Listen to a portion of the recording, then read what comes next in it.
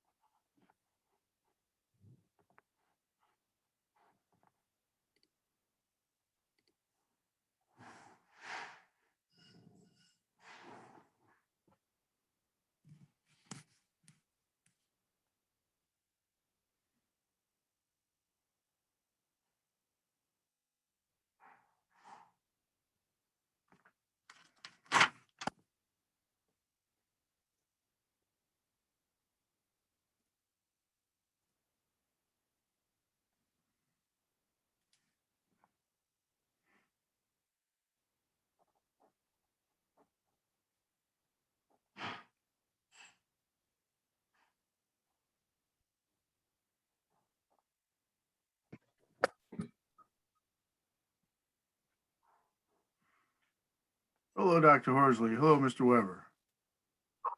Hello. Hello, everybody.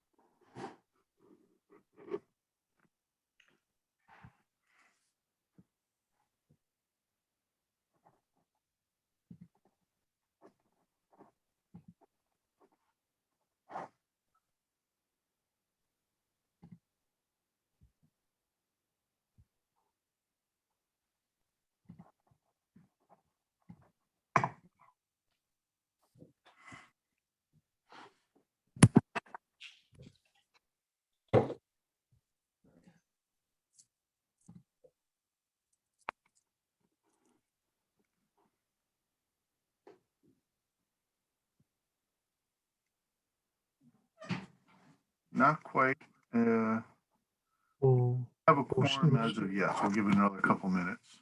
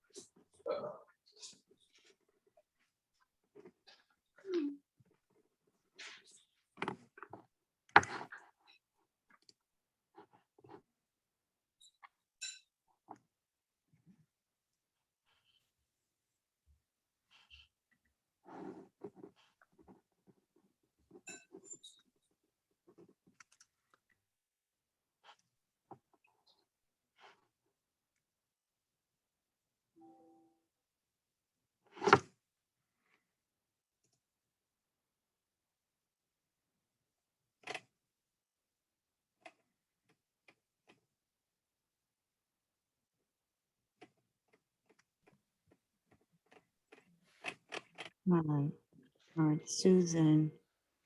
Kathleen, did you end up back in the audience? You did.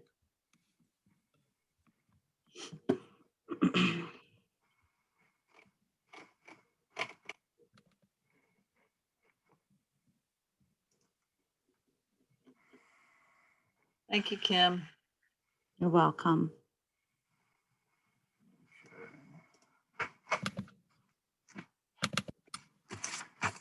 It looks like we have a quorum here. I don't see Carlin yet. Do you see Carlin? She's in the audience, and I figured there's 4 people out there. I figured when we get to that presentation, we could bring them in. The room's kind of full, and I have to. Well, as long as we don't make motions, it's okay. I don't need to see everybody if we don't make motions. Okay. So it's up to you, Mick. Why don't we just bring him in now so that it's done. And you're right. It's like Brady Bunch on steroids here right now. All right, so we got Carlin, we got Mary Khan, Miss Kylie, and I is Councilman Caesar? Oh no, that's Mark Austin. Okay. I'm here.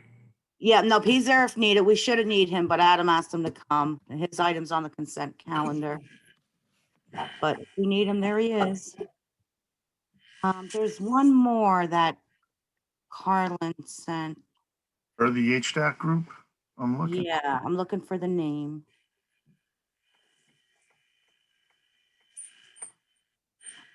We have Mr. Capoletti. Yep, I brought him in. All right, I don't see the other name, but I'll watch for it and bring her or him in when it's time. Let me get my list. Okay.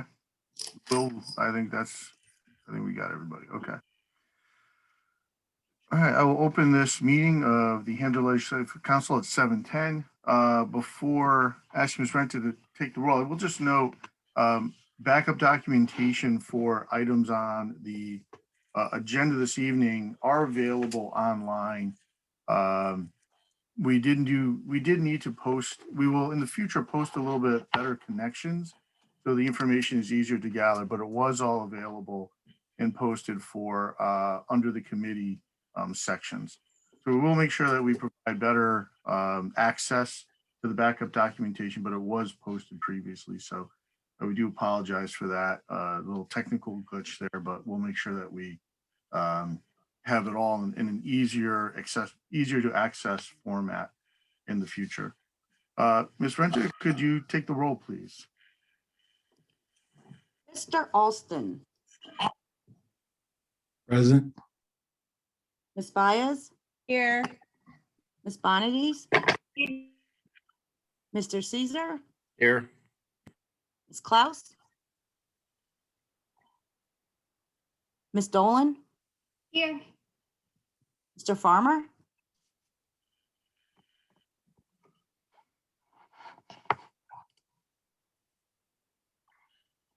Mr. Farm, did I not? Yeah, I see his name. Okay. I'm gonna mark him present. Yeah, he's here somewhere. Yeah, I heard him before. Ms. Horsley? Well, she's here too. I'm gonna mark her present. Miss Gary?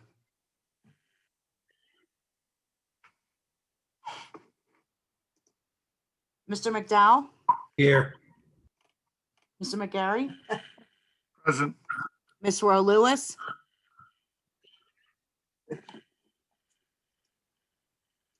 Ms. Shoemaker? Present. Mr. Weber? Here. Miss Wetmore? 11 present, 4 absent. Thank you very much, Ms. Renta. I'll have our pledge of allegiance moment of silence. During our moment of silence, if we could remember the friends and family of Mr. Mike Crocco, who passed away earlier in February. He did serve the town of Hamden in a variety of capacities. Most noticeably, he served as chair of the Planning and Zoning Commission in the early 2000s and was a member of the P&Z for many years.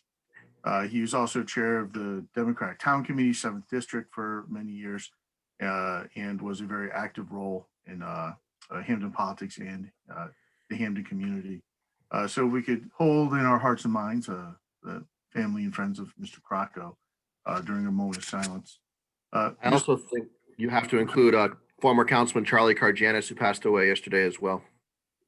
Oh, thank you, Mr. Caesar. I didn't realize. That was just yesterday. Thank you, Mr. Caesar. And Mr. Caesar, would you lead us in the pledge? Sure. I pledge allegiance to the flag of the United States of America and to the republic which stands one nation under God, indivisible, with liberty and justice for all.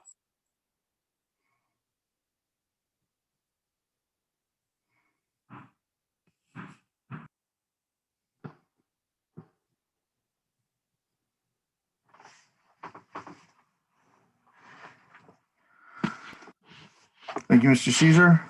And we will have I'll open our public input session. Ms. Renta, did we have any email public input? We did not. Thank you. And if any member of the public would like to speak, we just simply ask that your name be fully written out on your Zoom ID, and please raise your hand if you'd like to give the council some public input.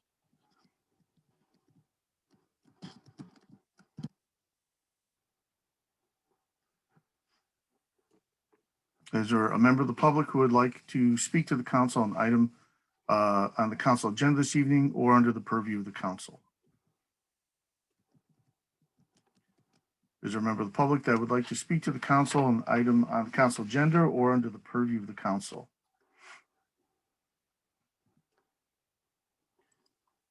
Is there a member of the public who would like to speak to the council on an item on the agenda or something under the purview of the council? Seeing none, I'm closing the public input session. Our report of the president will be mercifully brief this evening, as we do have some interesting items on the agenda today that I'd like to get to. But just reminding the public that we do have our public input for the budget on Tuesday and Wednesday this evening. On Thursday, we'll put out our department by department schedule for our budget deliberations. Just waiting to get some public input, and we had our department head hearings to try and see what areas might require more time, and so we'll schedule the deliberations appropriately.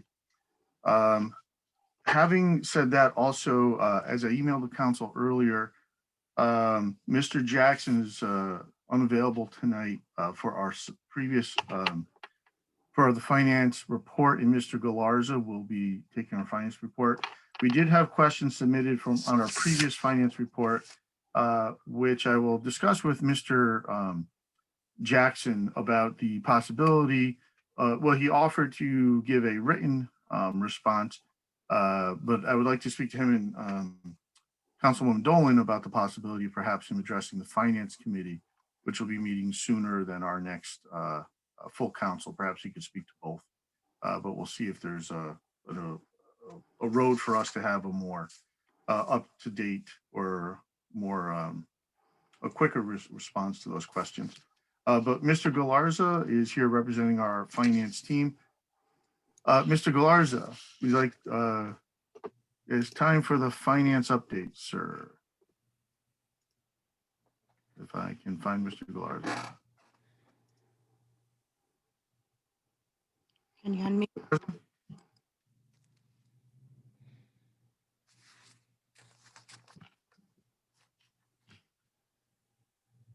Mr. Galarza.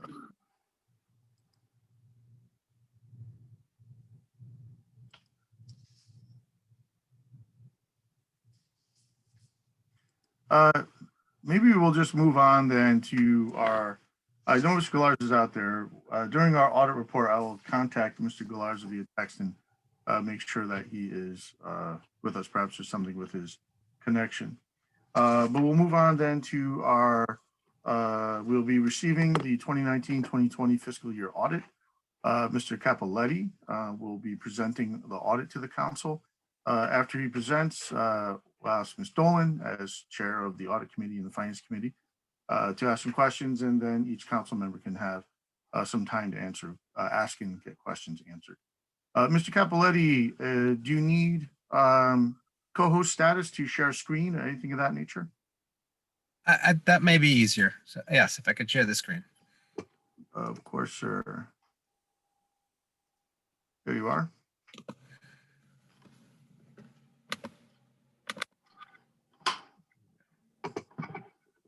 And are we all set? Yes, Mr. Capoletti, the floor is yours. Okay. I'm sure everyone has a book in front of you, but I thought it might have been easier if I could just put up exactly what page we're talking about as we move forward.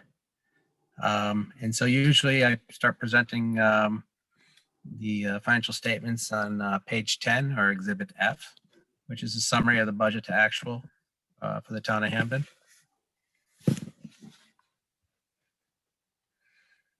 Let me just open that up for you. And you see that the revenues came in lesser than expected, and which led to Bigger, and you made him smaller again. Can you make him bigger again, please? Thank you. Yeah, sure. How about we do this?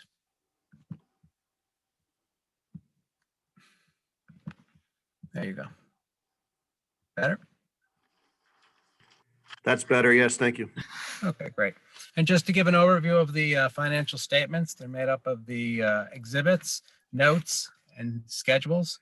And the schedules have the detail for each one of these line items. So if you have questions as we move forward, we can move on to the schedules to get a little bit more detail, and so is the notes. Okay. For the general fund where we're starting, like I said, is your revenues came in lesser than expected. Some of the key areas here are the property taxes and the other revenues. So that led to a operating deficit of $5 million. We lowered your, now we're talking about your unassigned fund balance. So you started at 1.9 million. And then, so this brought down to a negative $3 million unreserved fund balance. Okay. And did anyone have any questions about any specific line items we can take a look at? Or did you want to move forward to the general fund as a whole? Mr. Capoletti, why don't you make your presentation, and we can, we'll have questions after. So folks, gather questions, write them down, and that way we can kind of deal with them as a whole. All right. And next we're going to move over to Exhibit D.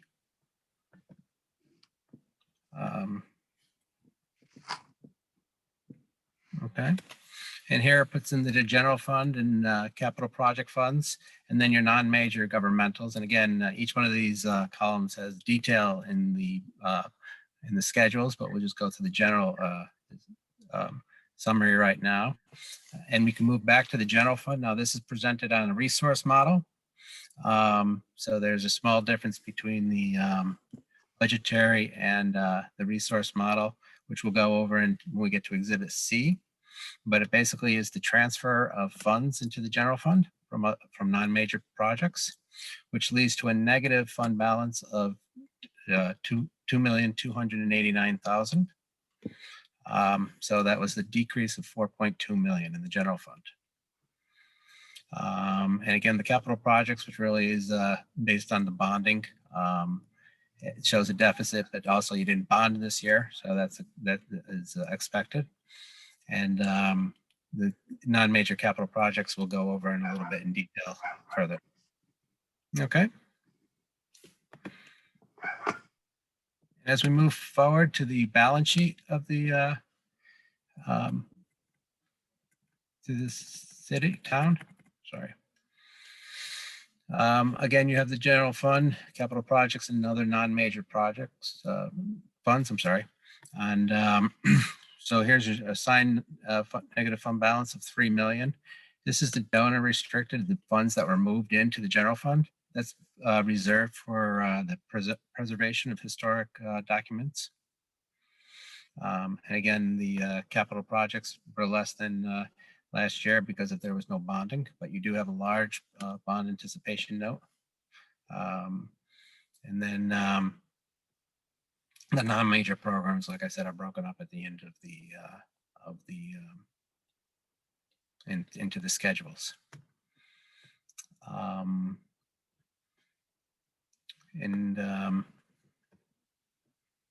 Let's see some of the things that I brought to the audit committee, which we'll show to you here, and I'm just going to move down quite a few pages forward.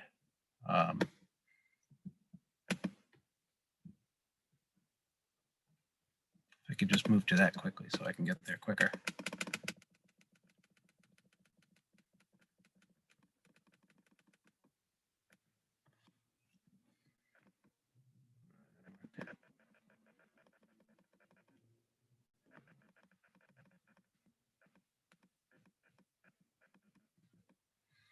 Okay. And we're going to have to show this in 2 screens, so I apologize for the size. I'll try to get it as large as I can. Some of the areas that we saw here that we gave warning to the audit committee was one, the ice rink. The ice rink was brought up, was up to 2 years ago, was recorded in the general fund. And at that time, there was a ordinance to move it out of the general fund and into its own account. And since then it has had losses, which now has a negative deficit of $790,000 outside of the general fund. So one of our recommendations is that to find funding for that area. It's on average bringing around $250,000 of losses per year. So it's an operating loss that we'd like to either see the general fund cover the deficit in some way, or find a method so that it balances its own. The other area of concern here was the public emergency account. And down here it has a negative fund balance of 861,000. So that was the there was originally supposed to be a bonding done, which for emergency assistance, which now that has lapsed on August 15th. So that's another area where the general fund needs to find funding to satisfy that deficit.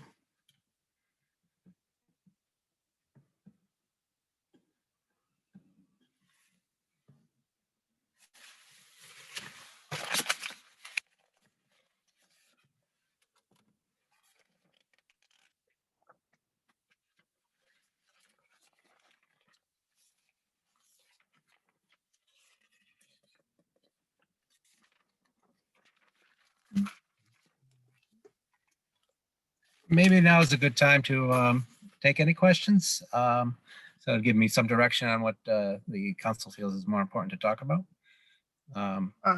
Thank you, Mr. Capoletti. Ms. Dolan, would you like to ask your question? Sure. I have a list of questions from various council members. So I'll ask some of the ones on the list, but if there's any that I miss, and I'm sure there are, because I'm not going to ask all of them. So everybody just sort of jump in and ask when you're ready.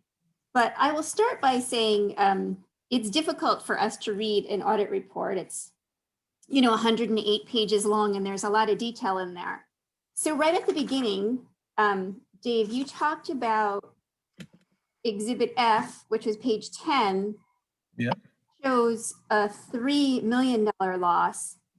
And then jumped over to Exhibit D, I think, on page 8. And that shows a $2.3 million loss or a $4.3 million loss. Like, Yep. which number should we look at? What is our deficit of the town? How do we know which number to concentrate on? Yeah.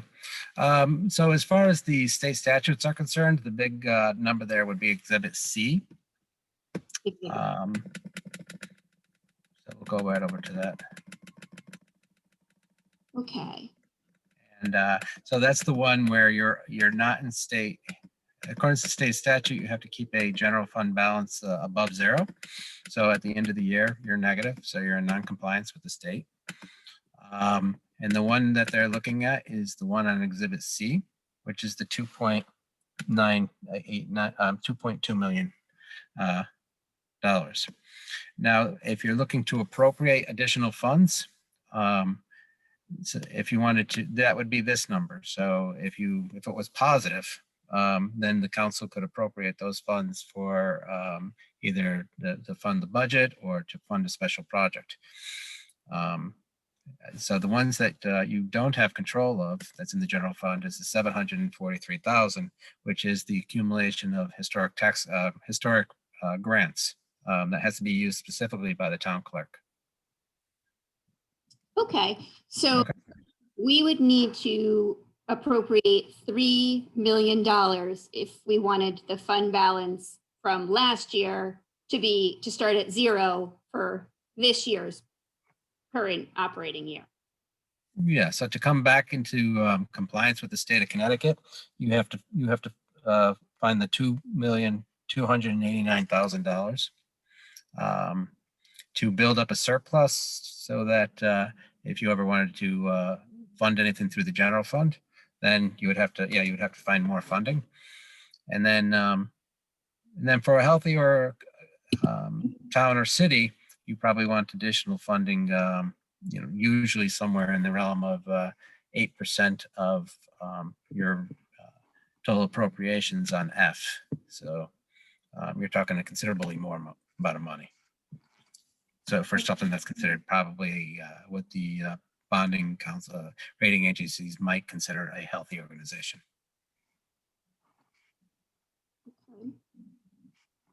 Okay. So when we look at Exhibit C, we know we need the 2.289 million. When you look all the way over where it says total government funds and it has the 4.269. Yeah. Does that number now include these two items you just talked about, the public emergency account and the ice rink deficits? Are those numbers in that number? Yeah, so in the non-major funds, those include the emergency and the ice rink is in these numbers here. Oh, okay. And again, yeah. And so those are included in the non-majors, yes. And included in that 4.2 million. All right. So we've got roughly 1.6 or $1.7 million of deficits that you said we need to find funding to satisfy this deficit. So when do we need to find that funding by? Do we need to do that, in this? I know we didn't do it this year. So does it have to be in the next budget cycle? Like, should we have a line item in there specifically funding these two deficits, Yeah, so state statutes allow you to fund certain items over several years. So what the auditor would like to see is at least a program to fund it over several years, if not 1 year.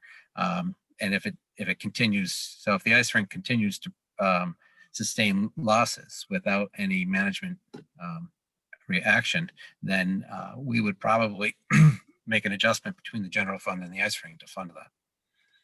But if there was a long-term or at least a plan to funding, then we could, anything outside of the general fund should always approach zero.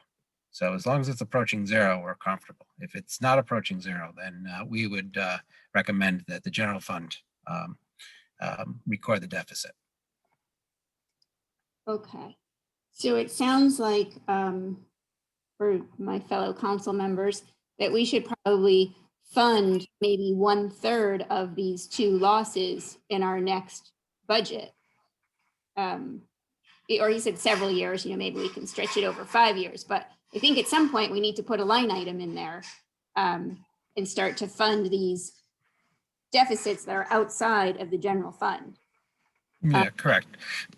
And yeah, and I'm not debating in, but I just did want to make the comment about the differences between the insurance fund, which is a past deficit. That was just a missed bonding. So that's not a moving target. And then you have the ice rink that still maintains losses. So you would probably, with the ice rink, you probably have to find a way to first fund the operating deficit and then secondly, fund the past deficits. You understand? No, what is the operating deficit? Yeah, the operating deficit is, I mean, it seems it's a difficult year, especially with the ice rink, with COVID not opened full time. So it's hard to predict. But I think over a 2-year period, we are seeing that there's a trend of an operating loss. And when I say that, I'm saying that the revenues are never equal to the expenditures.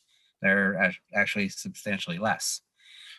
So I think the general fund has to do two things: is one, find a way to continually be sure that the ice rink can fund itself, otherwise it has to be subsidized on an operating basis. And number two, they have to find a way to fund the past deficits.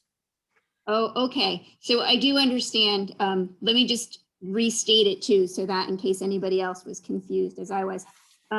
So Dave is telling us that in addition to finding, the funding for this past deficit, we should also immediately add a line item to our general fund budgets for $250,000 roughly to fund the operating losses at the rink. And you said that it's about roughly $250,000 a year, but you also said it's 2 years and we're at 790. Why is it so high after only 2 years? If I remember correctly, when I looked at it, and I apologize, it was months ago, but I believe you had some one-time expense items that have brought it up to the 700. So capital expenditures, purchase of items that wouldn't normally happen. Okay. And I will let everybody know, Mr. Jackson couldn't be here with us tonight, but he is in the process of reviewing all of these financial statements and looking into this. And so I'm sure we'll get a full accounting of this before we get to our budget deliberations. I don't know how much more information we need on the public emergency fund. I think that one just happens to be a deficit and nothing else going forward. So correct. Maybe that one we can spread out over a few years. And the last thing in those non-governmental funds was the Wintergreen Interdistrict Magnet School. That also had a loss of roughly $1 million.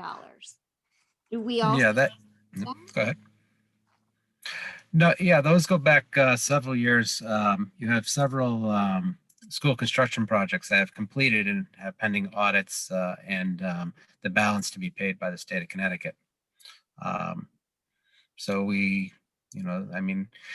So folks, I'm on page, I know you can't see it on his screen right now, but we're still like on page 81 and 82 if you're following along.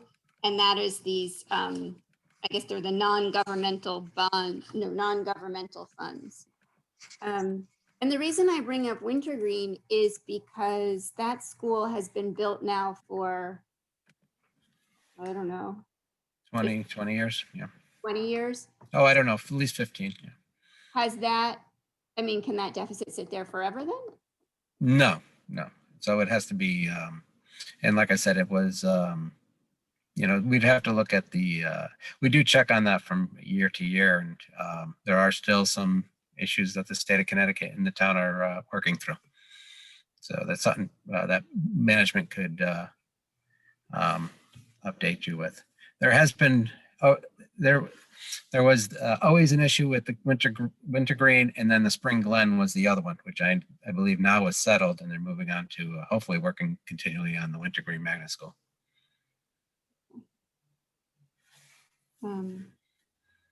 All right, so I don't know, do other folks want to ask questions about what we've already covered, and then Dave can continue on with the audit report? Do we have folks, Mr. Capola, take questions here and then perhaps another, or do you have more to report, I guess, do you have more to go? I did a general overview. I mean, we can go through, like I said, I think I'm trying to touch most of the findings as I speak. So I think we're getting through those. I'd also, make sure I'm in the answering everyone's questions. So, I mean, if anyone does have any questions, I'm open to listening to those first before I move on. All right, well, we get some questions here. Ms. Bonadies. Yes, hi, thank you. Mr. Capoletti, what was the percentage of the property taxes collected that were anticipated? Do you know that answer? Well, the best place, I don't have a calculator on me right now, but the best place to look for that, and we can go through. Oops. Okay, so here's your tax collection schedule up on the, and I hope you can see it, by line item on what was collected and what wasn't. And again, we're restricted to recording tax collections within 60 days of year end. So anything collected after August 31st, we don't record it as revenue. And so since the state extended that payment from last year, there was a small effect with that.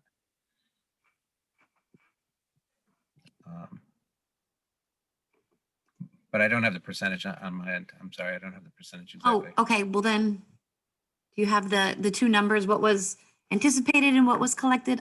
Yep. So the number that was anticipated for the current fiscal year was 185,975,000. So it's right if you're looking up here. This is the amount that was originally anticipated. Just to read across here, lawful corrections is what the changes of the grand list, and then at the end of the changes of the grand list. So this is constructions or reevaluations. And then total here to be collected was 187,000 this for the current year. Okay. And of that 184,000 was collected. Okay. So the remaining 3.3 was the amount of the current grand list that was not collected. So you're looking at roughly what, about 98.4, is that correct?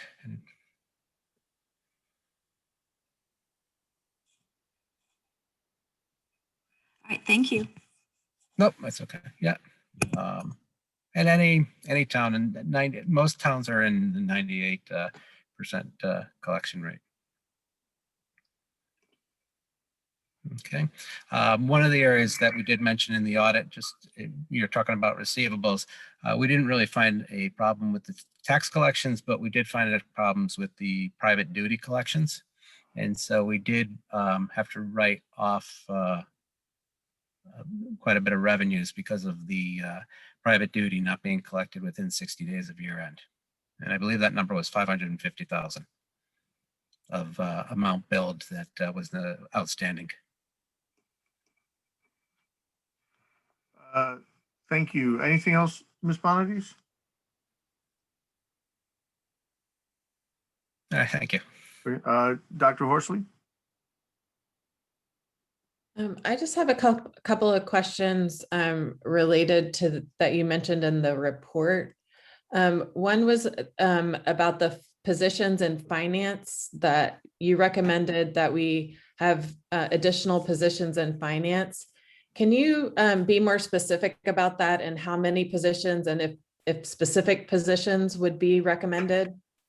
Yeah, so, we didn't really do an audit of the finance office as far as who did what in positions and efficiency. But we did find, not consistently, but in several situations, and two of them were mentioned. One is that you had a bonding that was you originally anticipated, but it lapsed, so you weren't able to do that. And number two, we have, you had the private duty receivables just not being reviewed and collected properly. So those are probably two examples where there was no one in the finance office who had that those duties to oversee, or it was just a lapse. One of the reasons is you had some historical overturn in the finance office, so information was not properly transferred to the next employees. And then when I brought them up, and there was just no one who was to do those positions.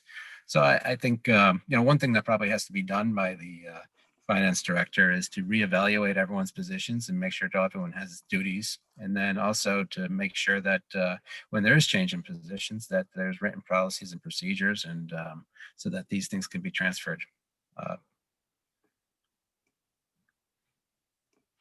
So my other question is about the fringe benefits that were not requested in the ECS grant, but the educational funding. So can you explain, like, is there, because Hamden is a little different in how we do the fringe benefits for the Board of Education, it's kind of split. Whereas I think most towns, the Board of Education kind of takes care of their own fringe benefits. So is there a way that we can sort of like mandate that going forward, that all grants have fringe benefits associated with salary? Or what would you recommend as a sort of policy going forward there? Yeah, so I think the first thing we have to do is find an indirect cost rate of benefits compared to payroll. And then we would, request the Board of Ed or to any grant that a portion of that would be included with the grants when payroll is included. So this is a repeated management finding, and it was that we've carried forward, and we're just really updating this because as the grants get larger and larger over the Board of Ed, they're handling just the payroll and they're not handling the benefits. So if additional people are employed for a project or at the Board of Ed, the general fund at the town takes a expense for that.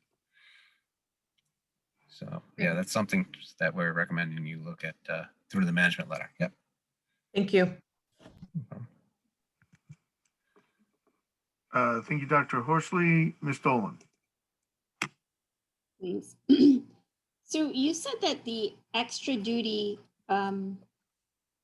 police time that was not collected, the $550,000, that we had to write that off. Does that mean it can never be collected? Like it was an actual write-off?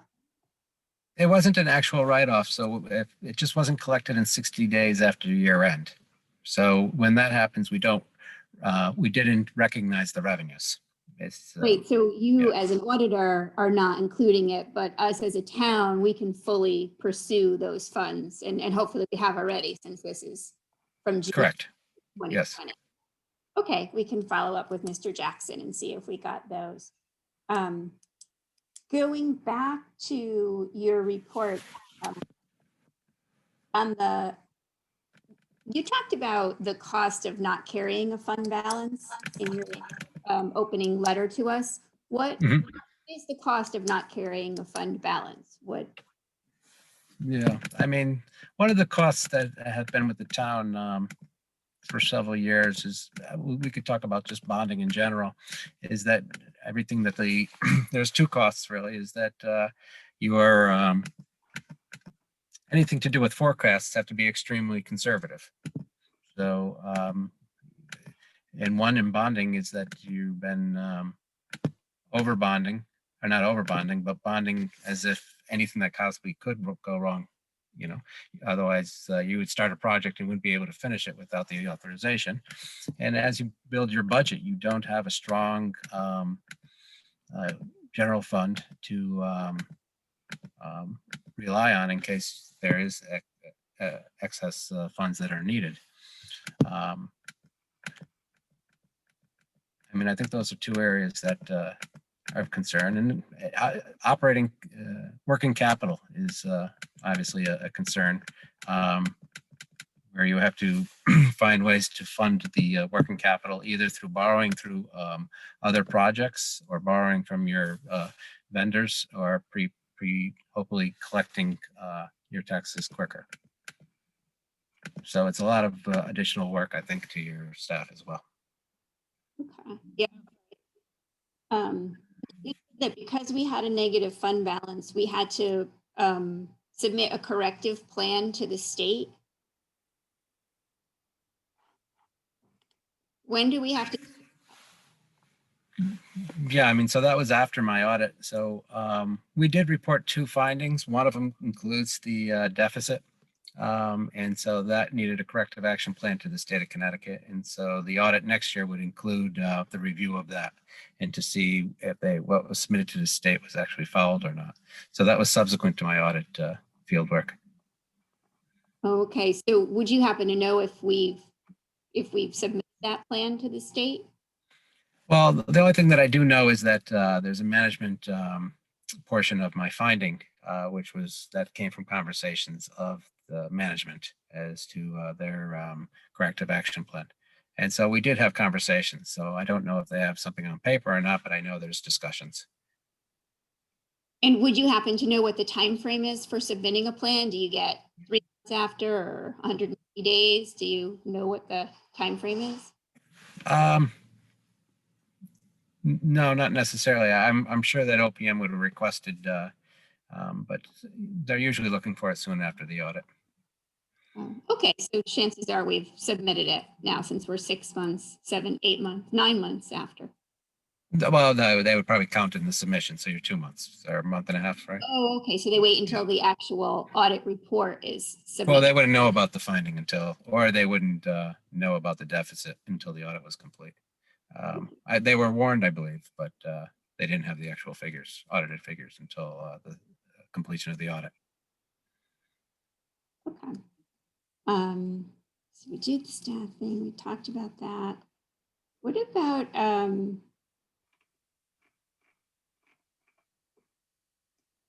in Exhibit 3A, you give us highlights of the town. Sorry, I don't know what page it is, but I can tell you it is page 3A. Is that how the page is? Yeah, 3A. So just so you know, the management discussion and analysis is not really an audited part of the financial statements, but it is, we check it to make sure the numbers are correct, but it's management's basically a discussion of the financial statements. And so we could turn to 3A. You talk about the town's net position, and the numbers just have such a large swing. Yeah, I mean, so when we're talking about here, we're talking really about the agency wide, which I really didn't go over with you, but it's the GASB's attempt to make the government funds comparative to a for-profit entity. But so, for example, it said that the town's net position decreased by 106 million versus 489,000 in the prior year. Why is it just a huge swing in 1 year? I mean, I know. No, that's fine. Actually, I'm going to go right to the. I'm going to show you. So one of the biggest things that there's 4 things that really include is the difference between the Schedule C and D, which I presented to you in exhibits A and B, which is an agency-wide, and it's called something on the economic basis of accounting. And it includes not only long-term debt and long-term liabilities, but it also includes that of the pensions, and especially the OPEB. Your biggest swing this year, I'm going to get to it now, excuse me, was a actuarial adjustment to the OPEB, which is strictly based on the incremental borrowing rate of a bond, of a municipal bond for this year. And I'll show you that line item now. That's really making your swing. And so it really has not much to do with the let me see where I am, sorry, with the town's management, but more in the way of how the there it is, the OPEBs are moving from year to year. And so over here to show you, these are very difficult to read, and I apologize, but this is how they would like us to represent them.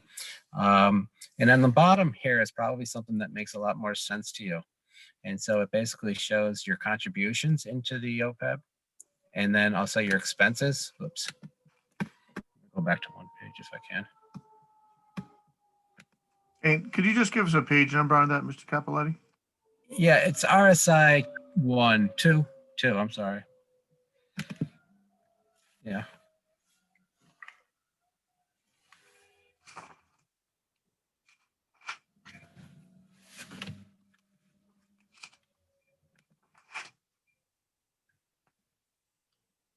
Yeah.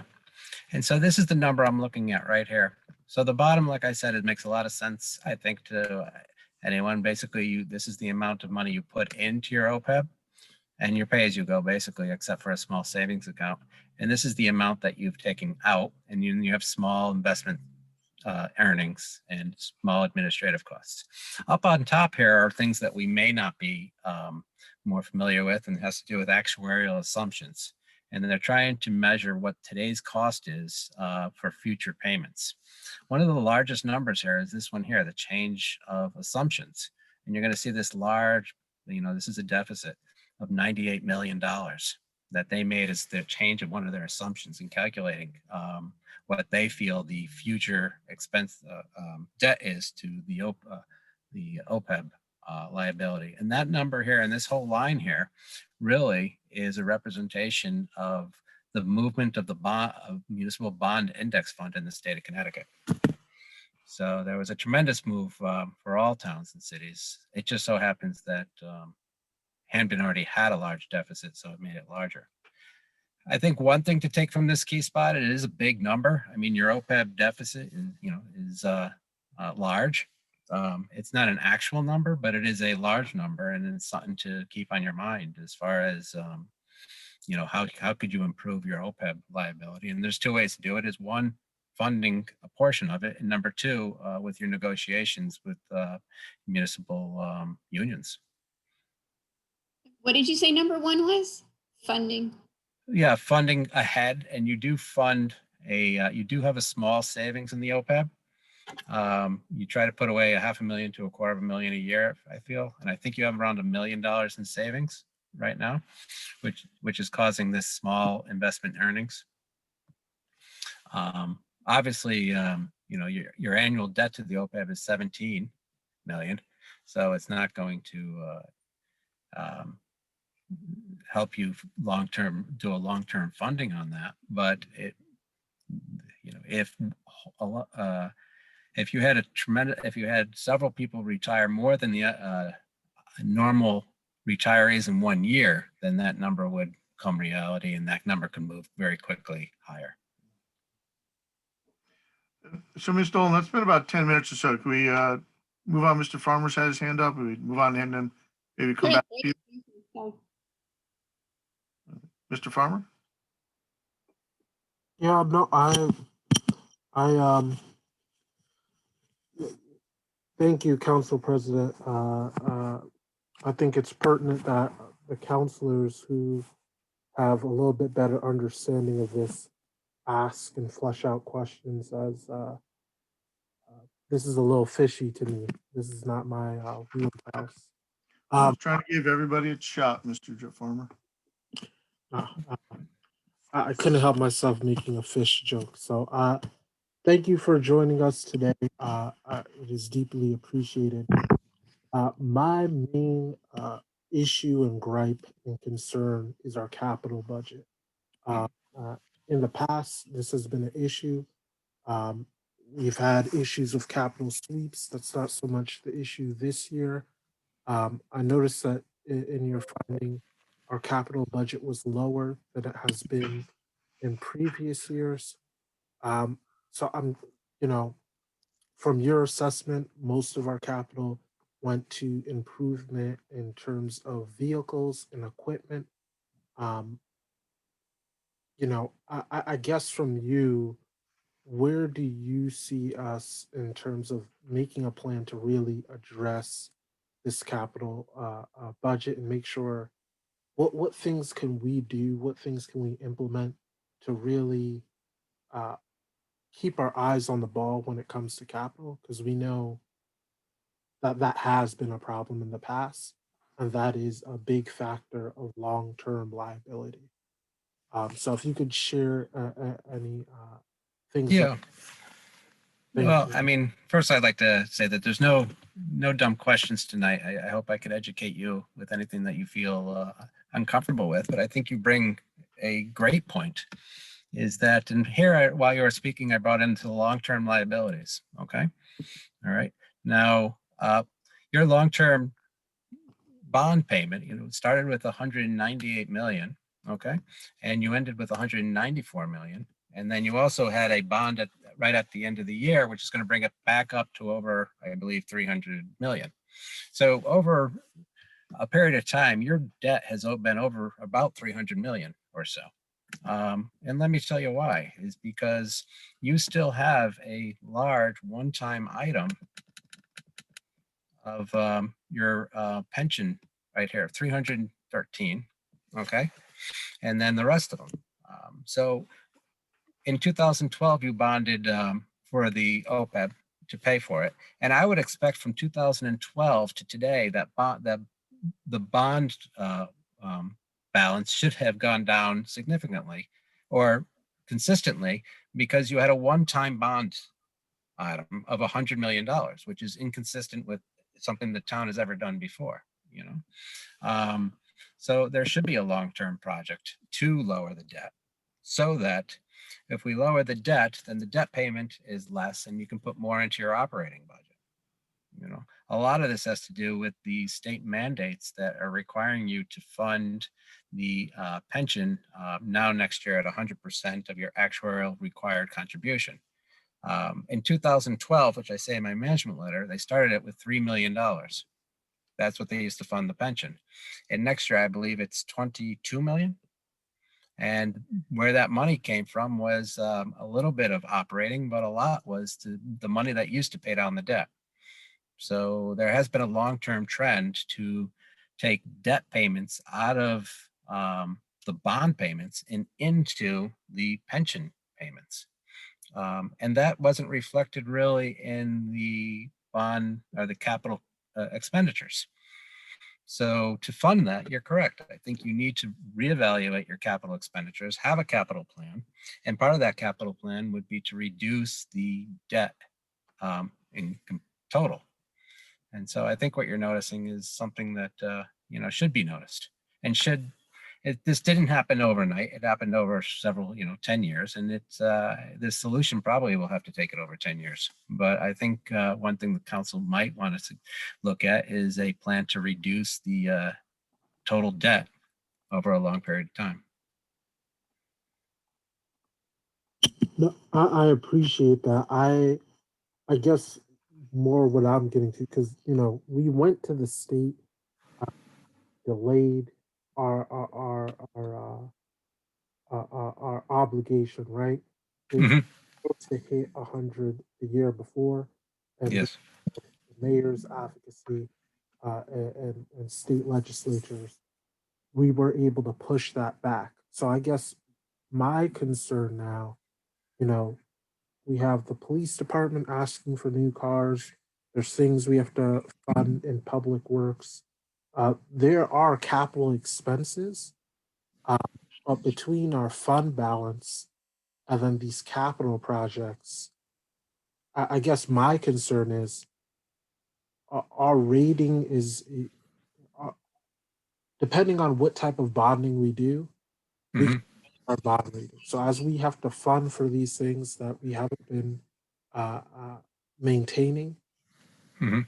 or costs. And I guess my question is, you know, uh, from my perspective, I don't see any way of us really maintaining a, a lot of these capital projects that we have. And I guess the question is, you know, at that point, if we are constantly juggling fund balance, but we can't maintain certain things, Mhm. how, like, what? That's kind of where I'm confused. And you know, cart Yeah. before the horse. Like I said, I just report what's there, but I think you're seeing something that, probably needs, a better explanation than I could provide. But I think you're correct, saying that the bond balance is as a result of your capital expenses. And so if you want to, there's two ways to lower the bond balance. That's to either increase taxes to pay off quicker or to slow down capital projects. So those are things that you as a council and management has to discuss. Yeah. No, I appreciate it, and I hope I didn't unfairly word my question. I just, I'm trying to work out in my own head how serious we are in terms of figuring out this capital budget and how limited resources we have, and how much of priority we have to put on certain things. We can no longer say we're going to do everything. We really have to narrow it down. So I appreciate your time. I see colleagues have their hands up, so I won't belabor their time. Thank you. Okay. Thank you. Thank you, Mr. Farmer. Mr. Alston. Thank you, Mr. President. Mr. Capoletti, I just have a general question at this point. I just sat through the initial presentation that you did and here, and the report is long, and we've all asked good questions here and there, but I think from what I'm hearing from you, there's a lot of the issues that we're talking about, they stem from a structural imbalance, and that's one side. Yes, we understand that, and there's ways that we have to address that, as you mentioned, somewhat changing revenue plans and other things.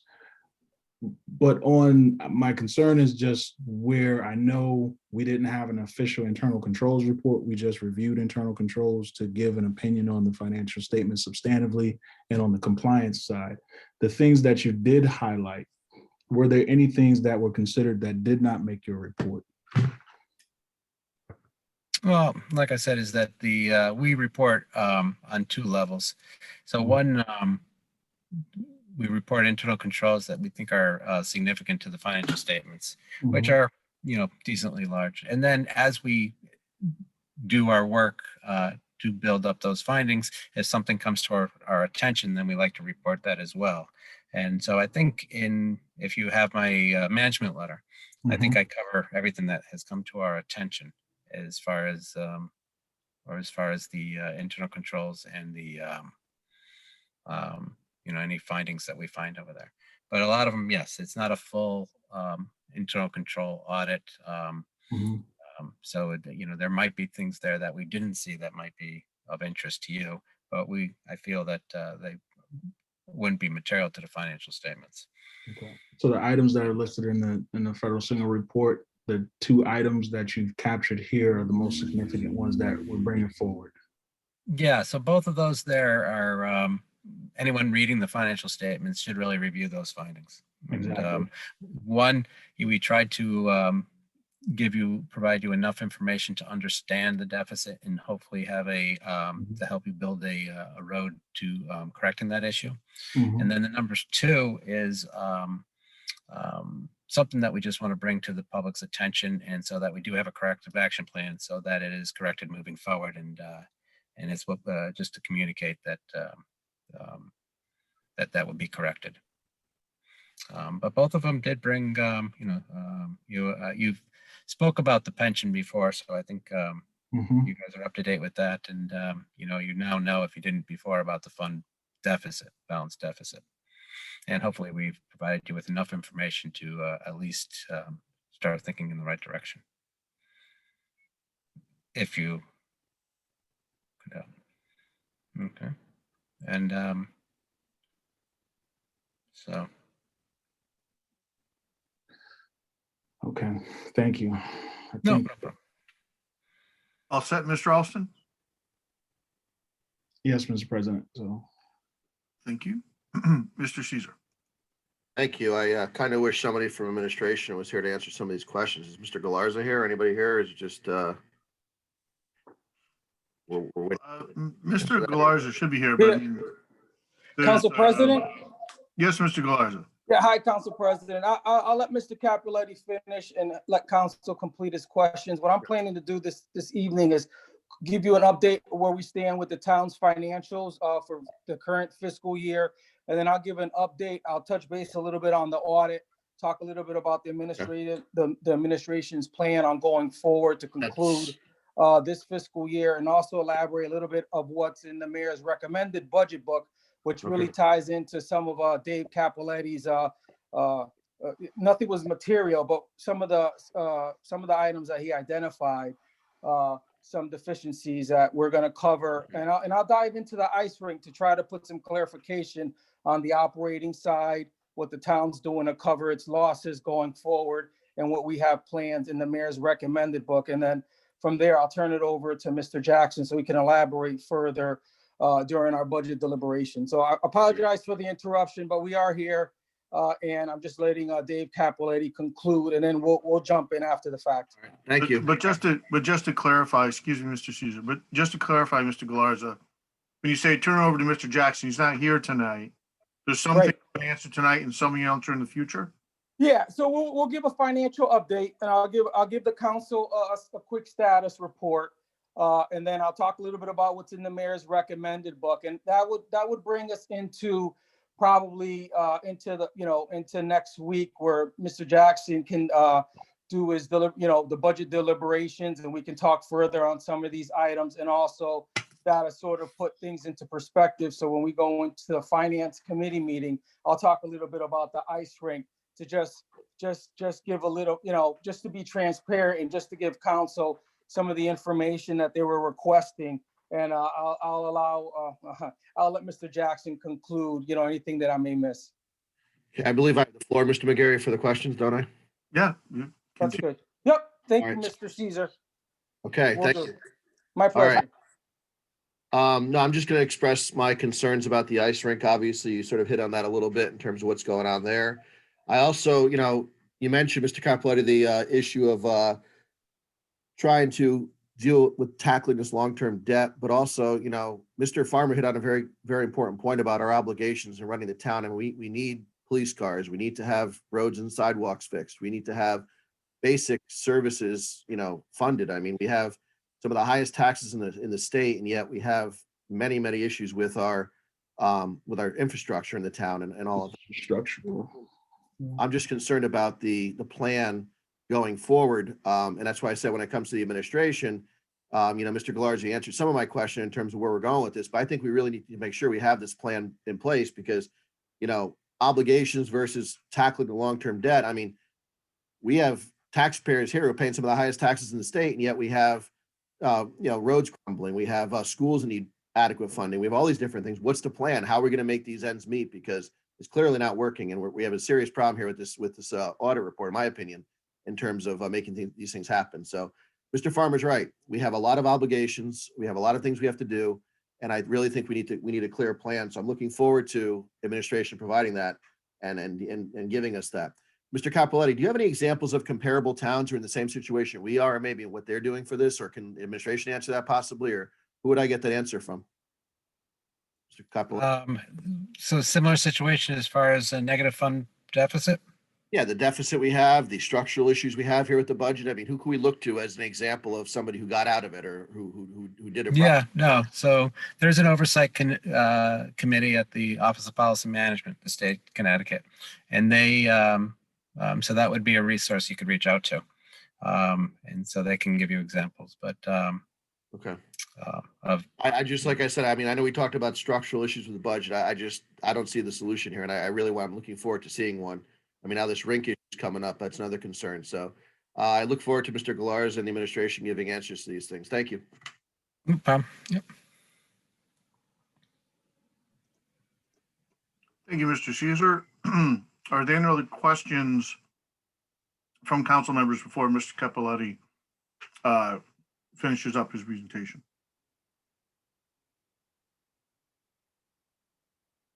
Okay, Ms. Capoletti, have any additional other things to tell us?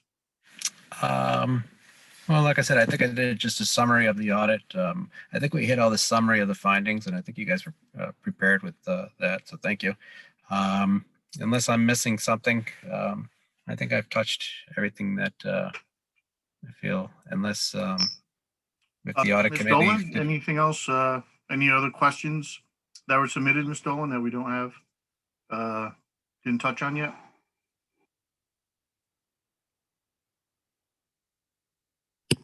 Sorry, I'm on mute. A couple of more. Do you want me to keep asking them, or are we? Well, how about Ms. Bondi's has her hand up for a second go around. So maybe we could have Ms. Bondi's, and then I know you compiled a lot from the entire council, Ms. Dolan. So obviously you need a little more time to ask your questions. But maybe Ms. Bondi's could ask hers, and then we could get back to what you have. Ms. Bondi's.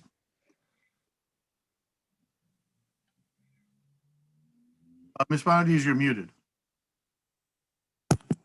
Yes, thank you. I would just like an explanation for the that other deficit that is off the books of public emergency, that $861,000.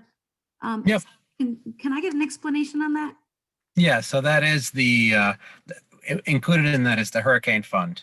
And so that was the money that was partially funded by FEMA and partially was supposed to be funded by a bond that is now lapsed. So that's that 861 that we need to find general fund funding for. What was received from FEMA? Yeah, so I believe it was 2.4 million. I believe it was the 75-25%. 75 comes from federal government, 25 was a local match, which was going to be part of a bonding. And when you say the bond lapsed, what does that mean? Yeah, so the appropriation, normally a bond you can do for capital project purposes, but there is a special state statute for emergency assistance. So the town approved appropriation under emergency assistance. One of the restrictions of emergency assistance is once you have 2 years to go out and bond that. It's just a special situation. That's not normal, but it's a special type of bond. And so those 2 years have lapsed in 2020. And so why wasn't that done? If we knew that we had 2 years to go out to bond for that emergency, what was the reason given? Yeah, I mean, I try to cover those that area in my finding, and I think it had a lot to do with different finance directors over the years and just not communicating to each other. And it got lost, I think, what happened. And like I said, that's a very rare and ordinance, and it's not normally common, but that's the limitation of that type of bond ordinance. And that was from 2018 hurricane.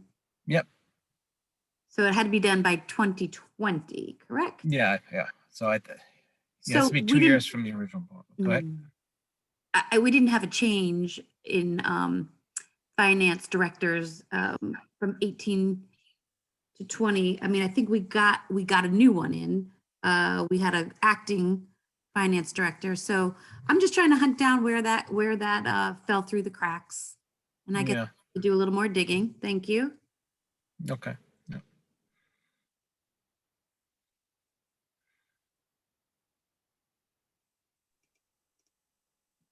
Thank you, Ms. Bondi's. Ms. Dolan, do you want to? Sure, there was a few more questions that were submitted. On page 9, you have the summary of auditor's results. And you check the box that said yes next to significant deficiencies identified. Mhm. And under the financial statements. What were those significant deficiencies? I mean, Yeah. that's like a serious thing. First of all, is it a serious thing that we should be concerned about? And second of all, what is that? Okay, so there's generally there's three levels of findings that we would report. So one would be a material finding, which basically would say that the financial statements potentially could be materially misstated because of this finding. So that's not reported. The second level is a significant finding, which says that it should be read in conjunction with the financial statements. And so that's what was reported. And so there was two of them. One had to do with the fund deficit, and like we just discussed there, to give you a little bit of synapse of maybe some reasons or why the general fund went negative. And the second one has to do with the pension, with the oversight of the pension. The one that you were more familiar with is the COLA adjustment, which was miscalculated. But as we looked at it, we found some areas where there's might have been just not a lot. There might have not been monitoring after the retirement. Mr. Capoletti, I'm just going to mute all for a moment. We're getting some background. Yep. So unmute yourselves when you wish to speak. Thank you. And I apologize, Mr. Capoletti. I didn't catch the end. It was everything came through except you said the pension was the second area of concern, and there was the miscalculation of the COLA adjustment that we are all familiar with now. But then you had another last sentence that I was unable to hear. Yeah, so the miscalculation of the COLA was probably made it significant to the financial statements. But as we said, well, what was the cause for that? And so we did find in some instances where, although the personnel involved with administering the pension are, diligent in their work, there's no one person who is responsible or any procedures really to monitor the pension after the retirement of the employee. So there was, more minor situations, but enough to say that maybe there's an internal control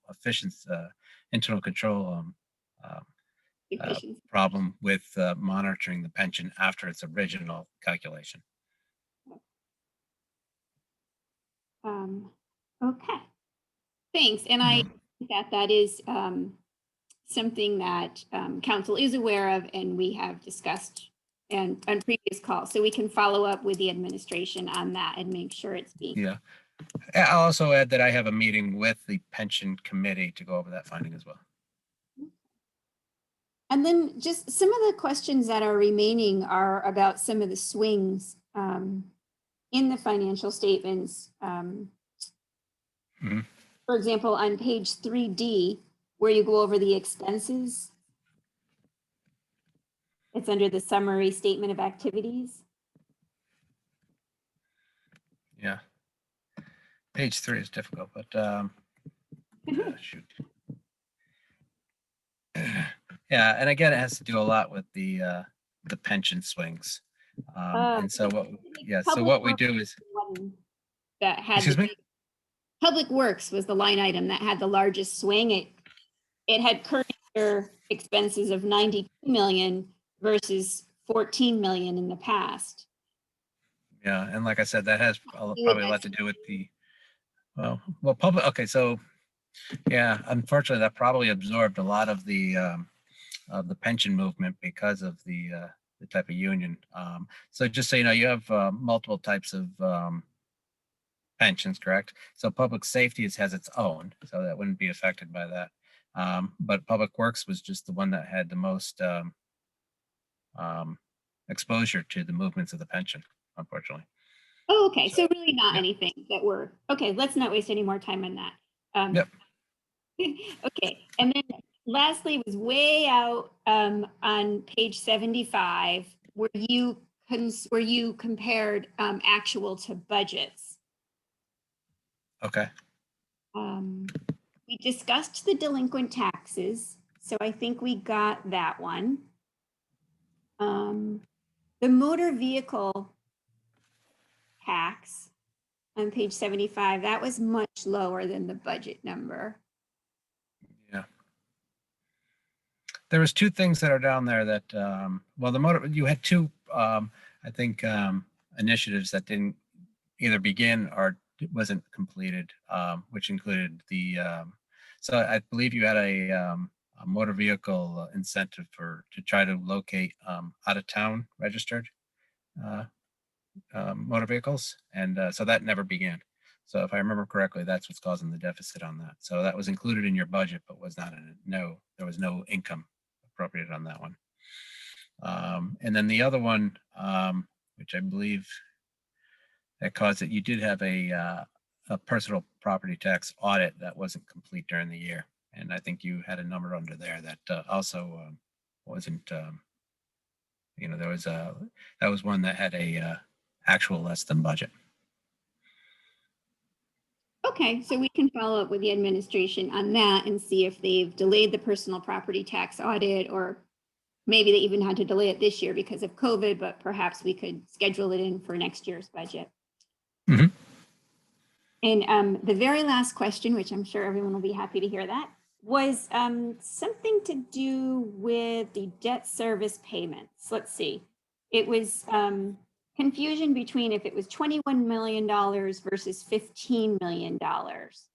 And I know it has to do with the restructure that we did.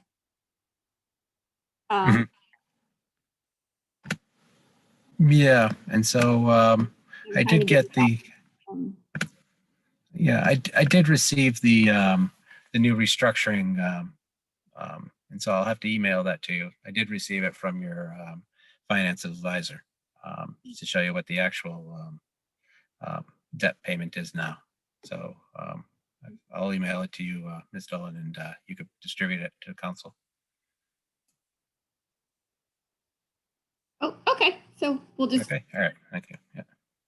All right. Thank you so much. Yeah. Just to summarize, there was a debt restructuring after the year end that changed the bond payments, and so Ms. Dolan is interested in what the current bond payments, future payments will be. So we'll get that for you. Okay. Great. So those are all the questions that I had compiled. So thank you so much. I'm not sure if anyone else has questions, but appreciate your time tonight. Thank you. No problem. Thank you. Ms. Dolan. Are there any other questions from other council members? Okay, Mr. Capoletti, thank you very much for your time. Much appreciated. Thank you. And if you have any other questions, please, if you have any questions, please let me know, and I'll try to respond as quickly as I can. Thanks. And actually, maybe we could formalize that. Ms. Dolan, if you wouldn't mind acting as a conduit for Mr. Capoletti, so if people have questions, they go forward to Ms. Dolan, and you guys can stay in contact, make sure that we're getting all the information we need going into this budget season. Sure. My pleasure. Yeah. Thank you, Ms. Thank Dolan. you. Mr. Galarza, it is time now for our finance report. Mr. Capel, thank you. Yeah, no problem. You give the screen back. Thank you very much. Council President, can you hear me? Yes, we can, Mr. Galarza. Oh, okay. Good evening, council members. That's a hard act to follow, so I'll keep it very light and I'll keep it informative for this evening. Just a quick update. Mr. Jackson was unable to attend this evening. So what I'll do is I'll talk about our current position in town for the current fiscal year, talk a little bit about what Scott wants to give the town an update on. And then we'll have further discussions during our budget deliberations with finance and dive into more deeper details as it relates to, debt service, medical payments, the ice rink, and various other questions that council may have. So let me just begin. Quick update on where we're at with our revenue and our expenses. The adopted budget was $248 million to date. And I'm giving you a little bit more detail than what's in the mayor's recommended book. This is pretty much through March. So on the income side, we brought in $221 million. So we're short as of right now, $27.8 million. We've collected 88% to date. What's outstanding is 38.2%. So we could dive into what's outstanding. Basically, on the income side, 11 million is still outstanding from the state. We're projecting to receive that probably around June. $7 million is still outstanding in our taxes. That's because of the the governor's delay on the executive order. And to date, our current year taxes are 97.4 collected. And overall, the total taxes are collected is 96.5% total tax collected. If you want me to I can drill down a little bit out of the budget. $181 million was budgeted. We brought in $178 million. Overall taxes were $200.6 million. We brought in 193.5, leaving an outstanding balance of around $7 million. Moving forward, the next $7 million that's outstanding is from the state of Connecticut. The majority of that money is the COVID-19 funds that the town is projecting to receive some form of income between now and the balance of the fiscal year. We're still projecting short in our building. We anticipate those revenues will increase in spring. The police department is under projecting in our special duty, which isn't bad. That means that the overtime is low as well for the police department. So it sort of offsets that revenue number. And the Board of Education, we had $1 million budgeted for the BOE as a reimbursement back to the town. As of yet, we have not billed the BOE, but we're anticipating that revenue to come in. That's 27.5 out of the 27.8 million. On the expenditure side, the adopted budget was 248.9. We've spent to date 117,000, so we've expended 64. Our balance is 64 million. So we're around 74% of the budget, which is pretty good going into our fourth quarter, which is we're 1% under where we should be. That gives us a favorable balance on the cash side, around 14%. So that covers our revenue and expenses. In the mayor's recommended budget, we did put balances up as through March. So this is a little bit more, just to give council a little bit more information going into the budget process. That's it for our monthly update on fiscal year 2021. And just to jump over, you heard the auditor's presentation. He really focused on the deficit. If you look at the budget, what was adopted, 246, the $3 million loss that the town realized was 1% of the budget. So he talked about forecasting. So our forecasts, pretty come in pretty accurate when we put a forecast together. So we had a 1% loss in town. We're addressing that 1%. I believe Councilwoman Dolan asked about the state. I believe Councilman Caesar also mentioned the deficit. Just keep in mind that we put a deficit mitigation plan last year for a 3-year plan to yield over $17 million in our fund balance. This year is the first year. Fiscal year 21-22 is the second year, and fiscal year 22-23 will be the last year. So that will put the town favorable, have a favorable fund balance. Dave Capoletti said at least 8%. That would be a little bit challenging, but right now, if we're favorable this year, we'll start seeing our fund balance grow, and it should grow over the next 3 years to address the fund balance. What the council wants to do on the operating side, they have the mayor's recommended budget.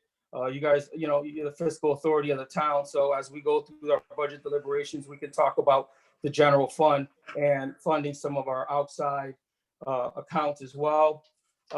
Briefly, what Scott wants to mention, I don't want to speak for him, but he's not here this evening, but I do want to give our efforts. I want them to be clear and identify what we're currently working on. We're putting together, we've addressed the deficit. We know the deficit's through. We have a couple of plans. We did a bond premium. We realized 2.9. It was after the school year. We went on the market late. We were debating timing issues. So had we gone to the market prior to June 30th, we probably would have realized that 2.9, which would have helped offset that $3 million loss from our perspective. Also in debt service, currently, we have $1.2 million savings for fiscal year 21-22. That's going to come in front of council. It's a restructuring, no cost to the town. That's going to be coming down. We'll elaborate a little bit further when we talk about debt service. It's a refi. We also have for Councilman Farmer's concern with the capital. As we projected our capital expenditures, our debt service expenditures for the next, I think, 30 years, we built in a $10 million build out for our capital costs. So when you see our principal and interest for the town, and you see our principal and interest for the POB, understand that as you see those costs, we built in a per year $10,000 capital cost to help with a lot of the town's infrastructure. We're still not 100% sure what the federal income is going to go toward, but we're predicting that a lot of infrastructure funds will come into the town, which would be very favorable. I know Scott and Adam Sendroff are working on the capital. They sent out information to the departments. They're revising that. You'll have that shortly. I even included a tab in the recommended budget book for CIP. Currently, the concessions, we've made some progress with the police department. That's going to go in front of council. I can't get into the details right now. I know all the other unions have been contacted, so we're working on that. There's probably a multi-year plan to not only serve some funding in this year, since we're 3 quarters into the year. For the remaining budget, we hope to realize some savings, and definitely in the ensuing fiscal year. As far as the ice rink is concerned, I know it's been a point of a lot of discussion. Just to give you a quick overview, and then Scott can elaborate further. If you take the operating, right now the ice rink is operating at a loss. If you take the management fees, the utility fees, and the expenses, you're around $450,000, and the ice rink provides around $150,000 in revenue. So from an operating standpoint, it's $300,000. When we did the contract, we knew there was after the first year, we realized there was a loss. We started addressing the loss. I know we have some new council members, but I can give you some specifics. We added the utilities in the general fund operating budget to help offset the loss of the ice rink. And then the following year, we had ENC budgeted to help offset some of the loss for the ice rink. That was removed out of the budget during the budget process. So what the mayor's included this year is he's included in his budget the ice rink costs. He's included $257,000 for the management fees. We're carrying $165,000 in our utilities. So what does that mean? That means in a total of $422,000 out of the $450,000 projected for the ice rink will be carried in the general fund. That's roughly 94% of the ice rink's budget will be carried. You heard me previously mention we generate $150,000 of revenue. That income will be offset slightly by expenses. We project around $20,000 to $30,000 for the ice rink. So you'll have $122,000 favorable balance in that fund, which over the course of 4 to 5 years will help offset the 700,000. I know the audit says 790, but I believe it's 700 because I think there was a payment that was owed to the town in the prior fiscal year, and they gave it to us since I've been involved in September. We currently meet with the ice rink monthly. We're looking at their expenditures. To date, we're moving, we have copies of those. I think Scott will share that at the next finance committee meeting. So, that's just a quick update. I know we're going to elaborate on, the major drivers, which is the debt service. We got a debt service plan for the new council people, new council members on board.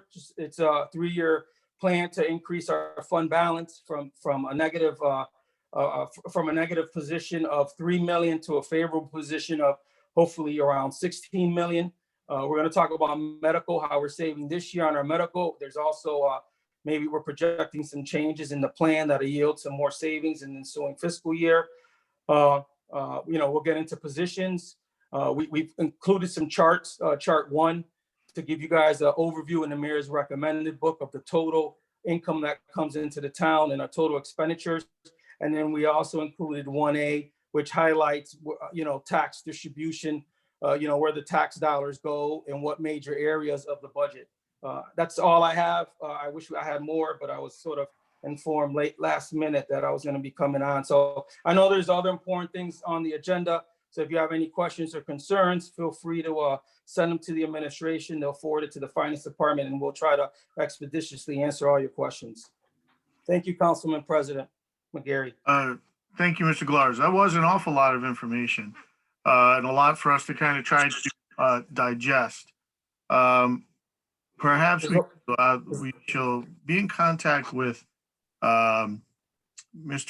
Jackson, arrange for an update that sort of takes us perhaps a little more step by step and can get those questions. So I will ask council members to submit questions to Ms. Renta, who will then forward them that we can deal with in our next meeting, which we'll try to make that work out for our finance meeting, or finance committee meeting, which would make things go a little faster, I think, until the next thing. Mr. Farmer?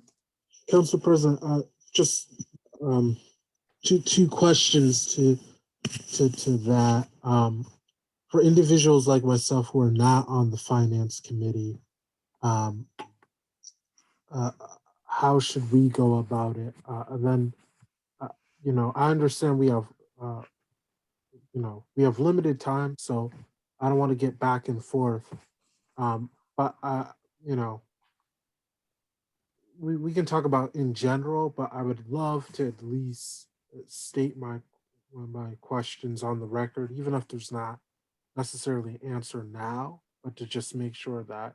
Well, the idea of this, of the finance committee was just for timing purposes to get since Mr. Jackson's not here tonight, if we waited till the next council meeting, that would be, another 3 weeks. So that was the thing with the finance committee, not to limit participation, but to just have a place to have a meeting that he can answer these questions. So, but if you could, and I don't think during the finance meeting, I'm sure that Ms. Dolan would acknowledge other folks to ask the questions as well. So I can't imagine she would, say no questions allowed. So that's our opportunity. Okay, I will respect, I will follow the rules of the process. I get in general, but I think during this budget time, just for constituents' sake, so that they understand that we're asking questions, because it's not always, they're not always seeing most of the time, they're not seeing emails back. Yeah. So there are concerns from community members, what goes on. So that was the spirit of the question, but I will follow the process that has been laid out. Understood. Thank you, Mr. Farmer. Ms. Dolan? Councilman Farmer, thank you. I agree with you. I think it's important to ask questions on the record and have them answered in a dialogue. So I would suggest that anybody who wants to please go ahead and email me the questions and I will give Mr. Jackson the questions, but I will also invite him to the next finance meeting and hopefully we can have an open discussion about his financial reports. You know, he did send an email tonight saying that he couldn't be here, which is unfortunate, and that he could come to the next meeting, April 21st, but that's really far away. So hopefully President McGarry suggested perhaps he could come to the next finance meeting. So why don't we do that? And it doesn't matter if you're a member or not, you can ask your questions. And if you think your questions are going to require research, you know, go ahead and submit them ahead of time so that he gives you a full answer versus I'll get back to you next month. And that way you can ask it, but he will also have it in writing. And you know, the other thing, thank you for your flexibility with your committee, Ms. Dolan. And also what we'll do is we'll include on that meeting, as we have for tonight, we can print the questions so people can see, here are the questions that were asked. We'll put them on the agenda so that it's clear. Here are the questions that were asked or sent in. That way we know for sure, like here they are written out. So thank you for your flexibility, Ms. Dolan. Our next item, Mr. Goller, I believe, there he is. Hello, sir. Hello, good evening. Is the Board of Education Guide to Providing Constituent Services. Councilman Farmer in dialogue with Mr. Goller and myself, we thought it might be helpful to have this how-to guide. Mr. Goller, do you need screen sharing ability? No, I'm good. I'm good. I'm doing this. You can see by the records behind me, I'm analog tonight. That was a joke, everybody. Good evening. I know you have a very long agenda and I appreciate your time.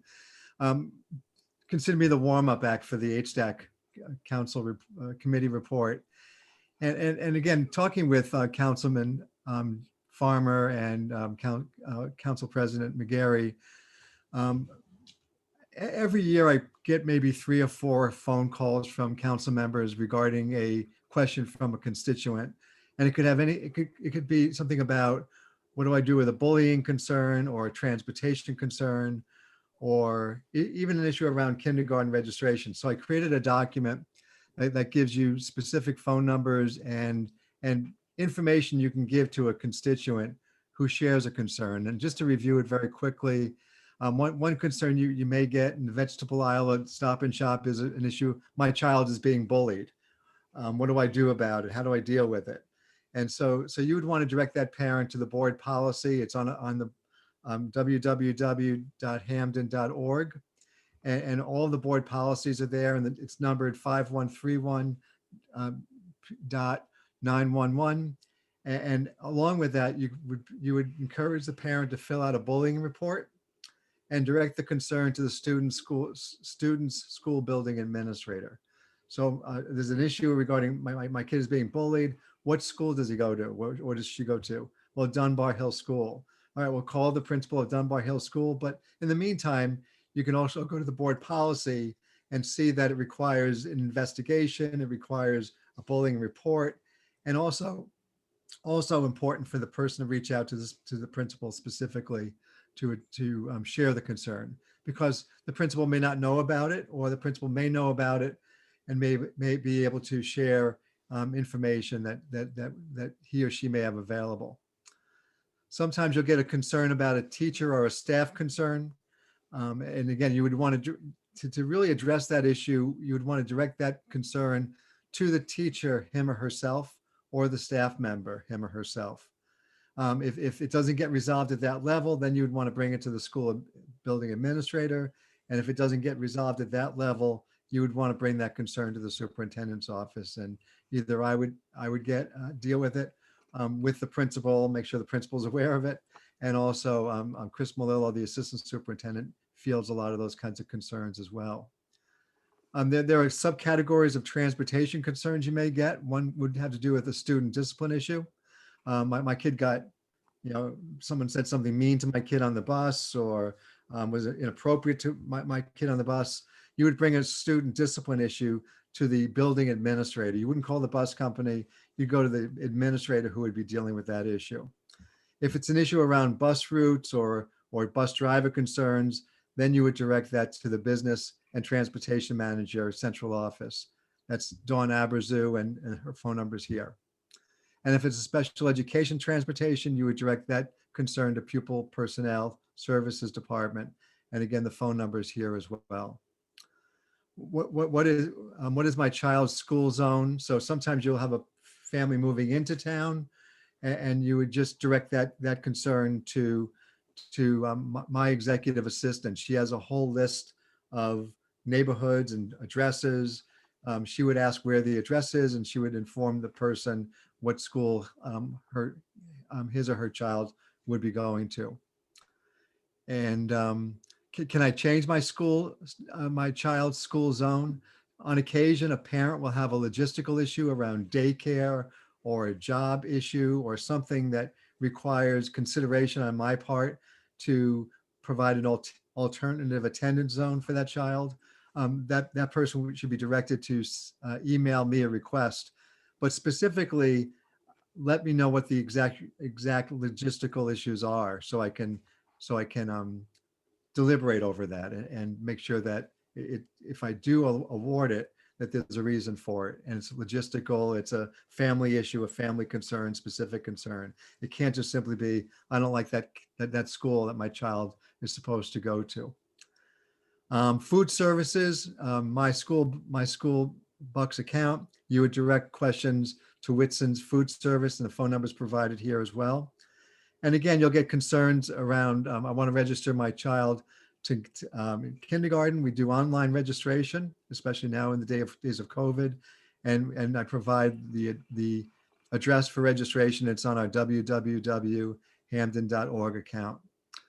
So those are the big questions I typically get, but I also invite you, if there are other kinds of questions that you do get, please email me and I will add to this list. It's not necessarily designed to be full comprehensive list. I'm sure there are things I forgot that you do get questioned on. I would be happy to add, continue to amend this list as we continue, and I get more of those. It's kind of like a frequently asked questions document. But I hope this is helpful to you as you continue to provide constituent services to the people who put you in these important seats. Thank you, Superintendent Goller. I'm actually, I have it on one screen, but not on this screen. I'm trying to share it, and I'm pretty analog myself right now. But we will make sure that we have the frequently asked question. Every council member should have it, but I'll make sure it gets around to everybody.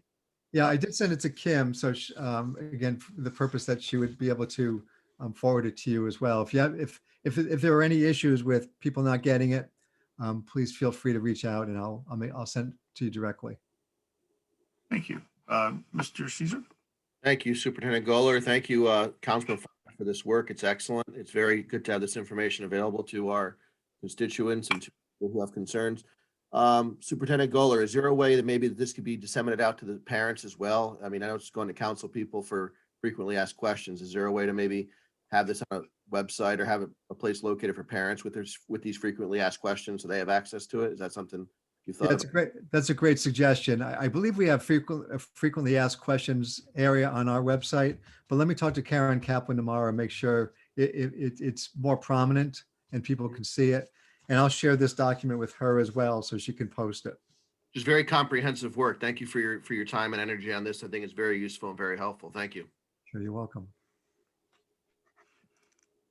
Thank you. And actually, I did just get to the share screen so the folks can see it. It is a very comprehensive list, which gives us some good information on where to go and what to do and how to help people when they have questions.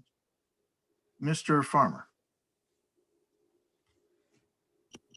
Yeah, thank you, Superintendent Goller, Chairman Caesar, and Council President for doing this.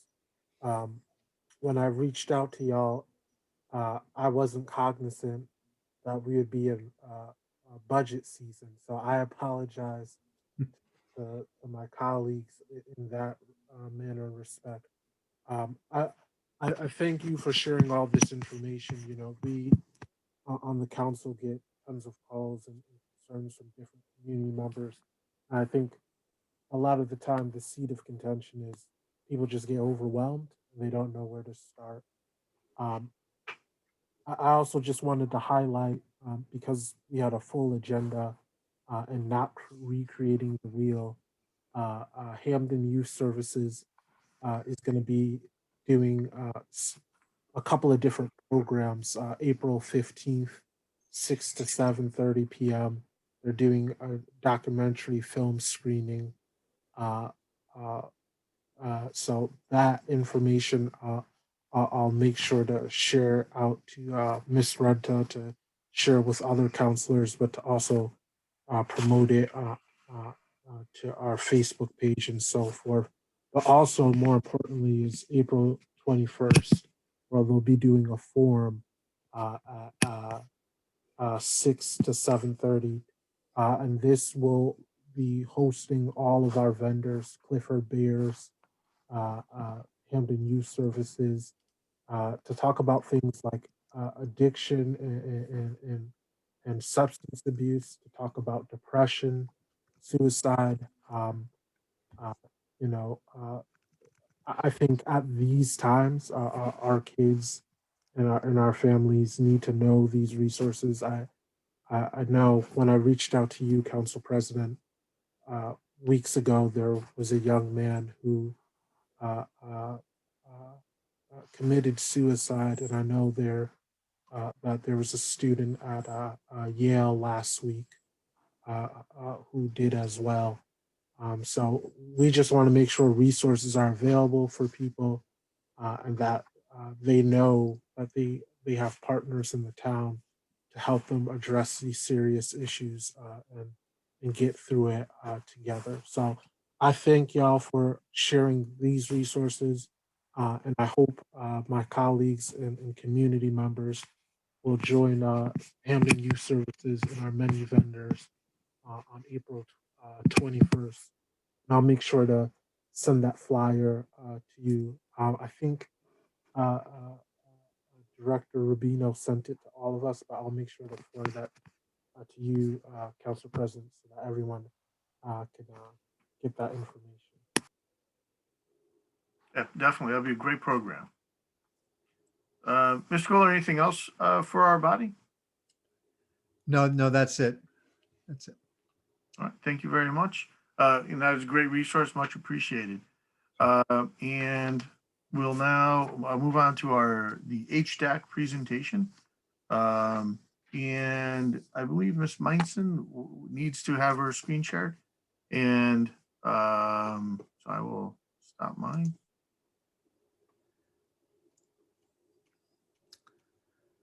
And here we are. So we have a variety of people presenting the HDAC's report. So I open the floor to the committee. Thank you very much. I'll set the table for the council. And again, I want to thank again. I want to say to Council Member Farmer that when are we not in budget season in Hamden? So there's never the right time to share with you this important work, whether it's constituency services or it's work around the work that the board has been doing around equity and diversity and some key areas of decision-making looking forward for our community. And this is a group of people, citizens of our town, educators, who have been working with the Board of Education since 2017 on issues related to strategic planning. We refer to it as the 3R plan, and some people think of the 3R plan as simply magnet schools and all those things. We've moved away from that. We've studied those things and we've looked at whether or not that would help move the needle and do the work we want to do. And so through a lot of deliberation, a lot of conversations, we've moved away from that. But the most critical strategic move the board made was putting together or accepting a concept that we needed more community voices and creating the Hamden Diversity Advisory Council. If you recall, back a couple of years ago, a stranger came to the board, Sarah Camascoli, who talked a lot about her work in New York and getting more community voices around the strategic work to provide greater opportunities for children in New York and making sure that the schools were integrated. So the board embraced my idea with Sarah Camascoli to say, we want you to do this work. And so Sarah took that work forward. And you'll hear about that tonight, about how this all began, Sarah's work, how it's continuing now. But the most important piece is that through the work that we started through the pandemic and creating this policy statement, we're now at a point where we have 4 different task forces that involve members of the steering committee, HDAC steering committee, an elected body from HDAC. And the 4 task forces that are in play right now that are doing their work is a task force to look at pre-K programming to ensure that all children have an opportunity for pre-K experience in our district. We've used words like universal pre-K. It's not what we're after. We're looking at ensuring pre-K programming for all students. Some are already getting it. We have a lot of kids who aren't getting it. And we have a task force studying that and creating a plan, an action plan around that. We also have one that looks at student attendance zones, looking at ways of more effectively integrating our schools so they look more like, each school looks like the citizenry of Hamden. We have a task force looking at curriculum and instructional practices to make sure that our classroom practices, our instruction and curriculum supports culturally responsive classrooms. And we're also looking at ensuring another task force that looks at hiring practices to ensure that every child sees him or herself and the teachers in the classroom. So those are all complex and very multidimensional agendas for these charges for these task forces, but the work has already begun and will continue into next year, moving that forward. But I wanted to share the various committee members. Katie Kiley would be the first to discuss the intentions of HDAC and the roles that people have on HDAC. So Katie, you're on. Hi, everyone.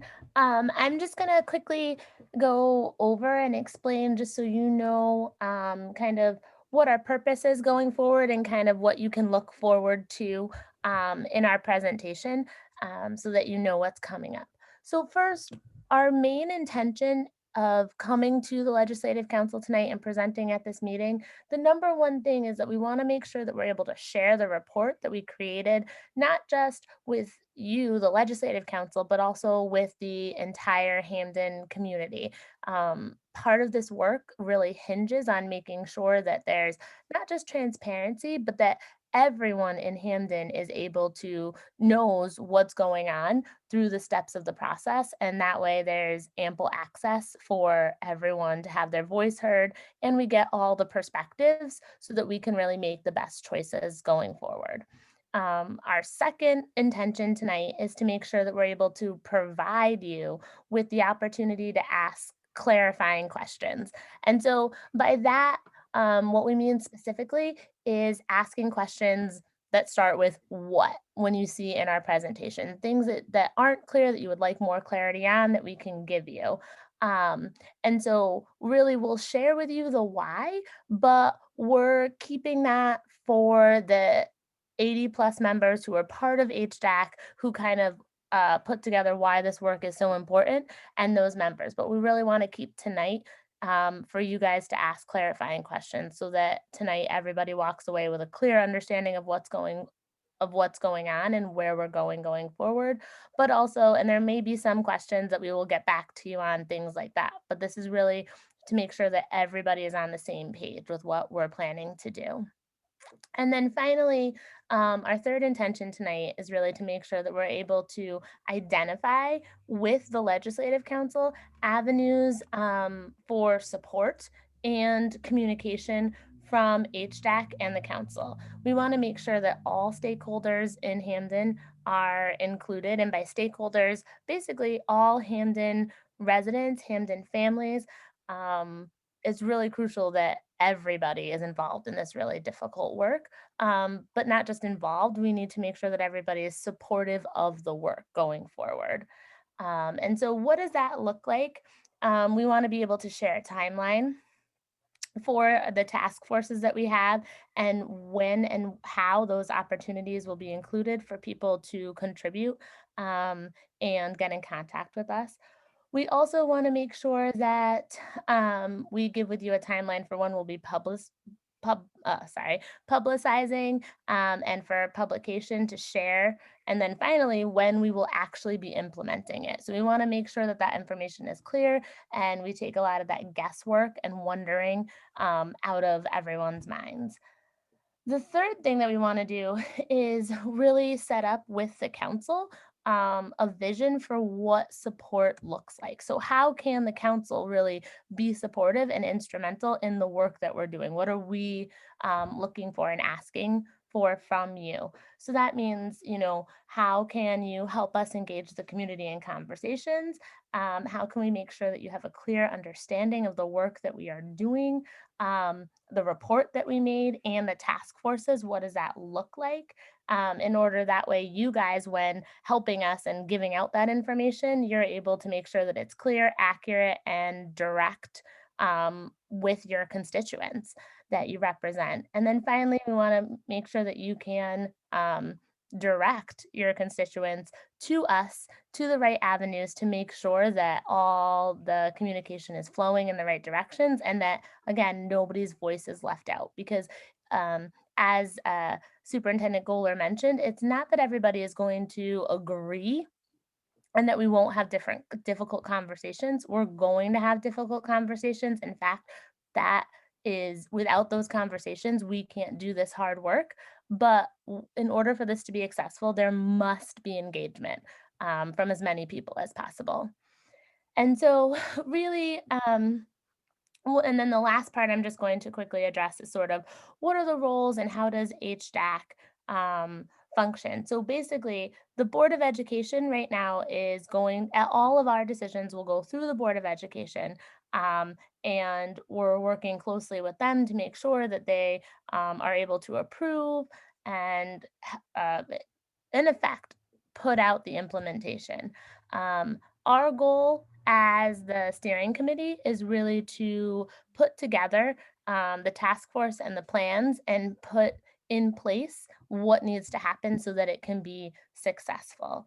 As I said before, we're really looking to the Legislative Council to be able to be supportive and a conduit for the constituents.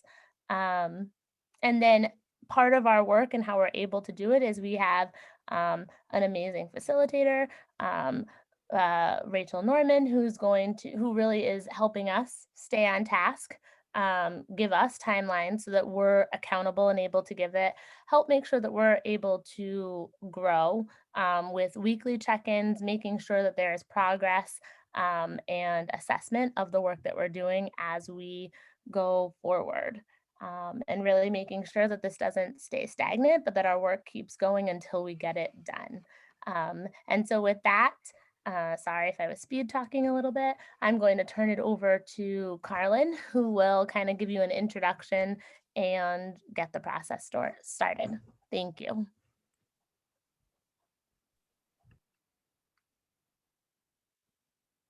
Thank you, Katie. Hello, everyone. Good evening. Thank you for giving us the opportunity to speak to you all.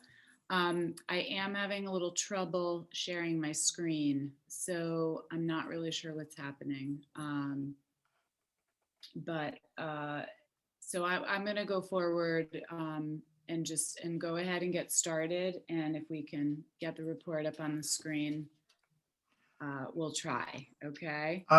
I could try sharing from my screen if that helps. Oh, you just did something. Now, you do have co-host status, so you should be able to share. Okay. Actually, I think maybe one of my colleagues, and if you could just make Katie a co-host, she would be able to share it.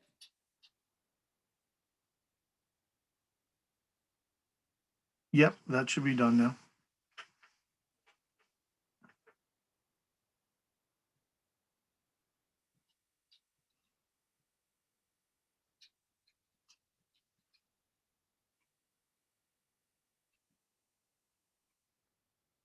Here we are. Okay, wonderful. Thank you.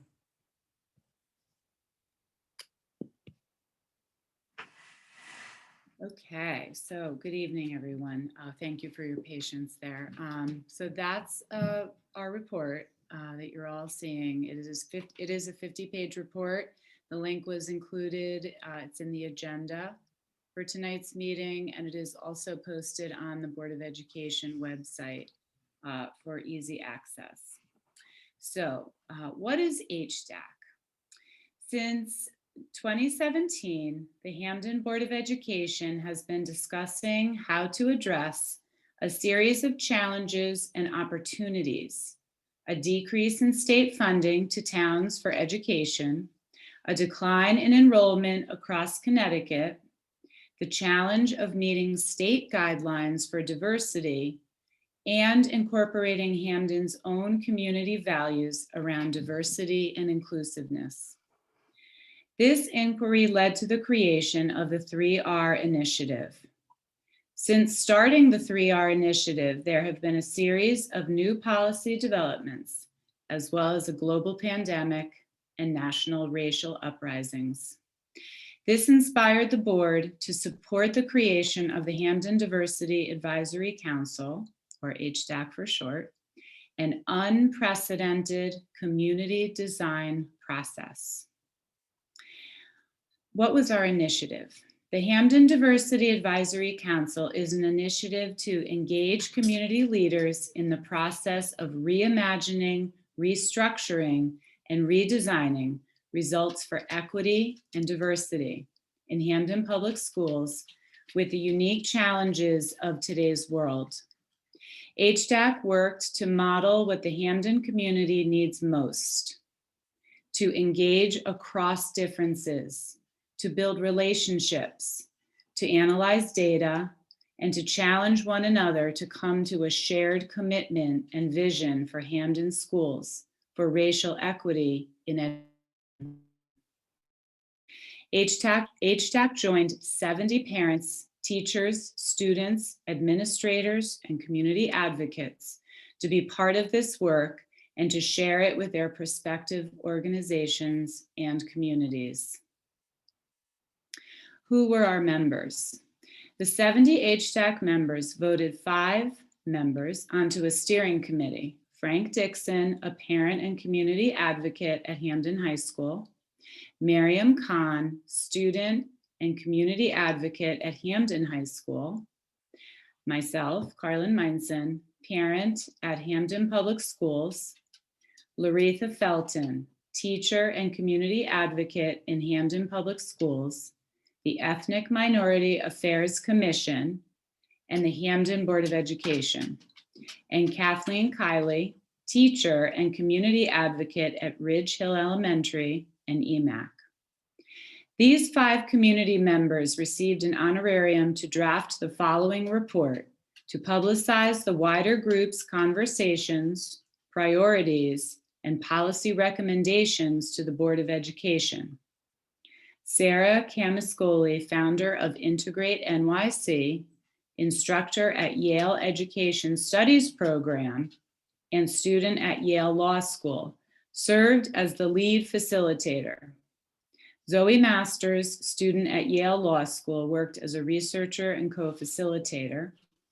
And Rachel Norman is currently supporting this process as an implementation coach. She is an alum of Columbia Teachers College and holds a master's in education policy.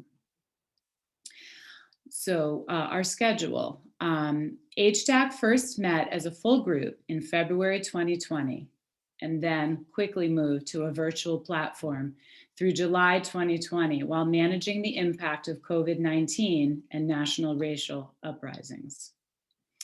We had 3 deliverables. The deliverables HDAC worked towards were a public policy report designed with and by community members to share with the Board of Ed, the Legislative Council, and the public as a tool to understand and review community priorities. Second, a plan to create a culture shift in Hamden schools to prioritize integration through existing infrastructure. And third, an application to join the Century Foundation Bridges Collaborative, a national cohort of 50 school districts that will join to support each other's efforts to increase access to diverse, integrated, and inclusive schools and neighborhoods. I'm proud to say that we are full members of Century, of the Bridges Collaborative currently, and have been attending workshops throughout the fall, and will continue to do that work as well.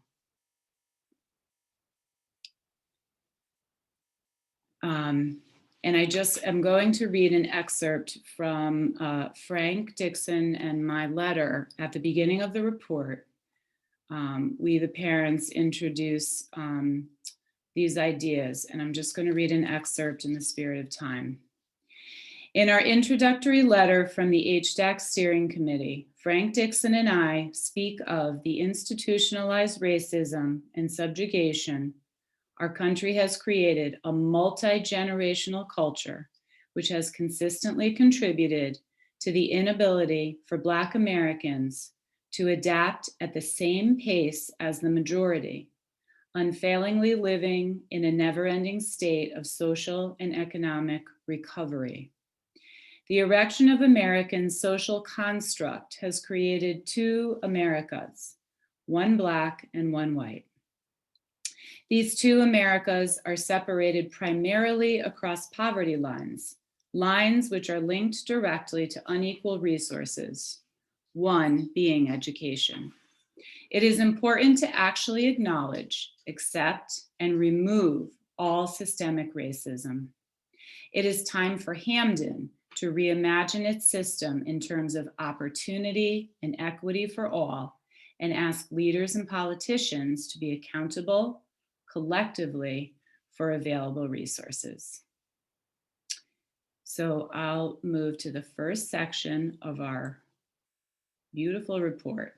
I'm just gonna talk to you about pre-K, our takeaways from the process for pre-K education. The first was the importance of creating a collaborative task force to move pre-K forward.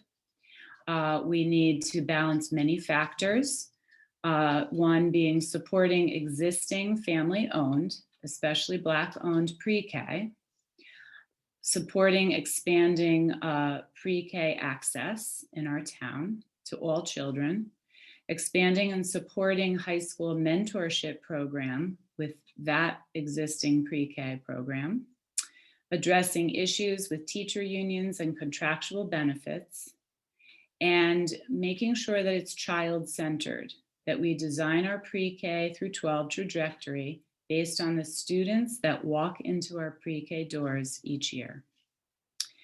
And what were we looking most forward to with our pre-K component?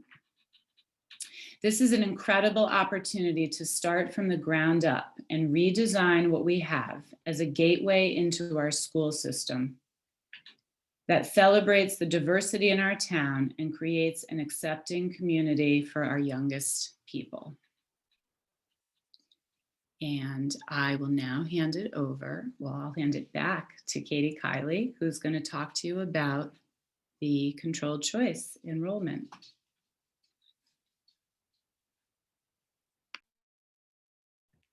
Okay, so just give me one sec. I've got the presentation over my notes. Sorry. So give me 1 second. Hopefully you'll still be able to see if I move it over here. I might have to stop sharing and then share again. Hold on.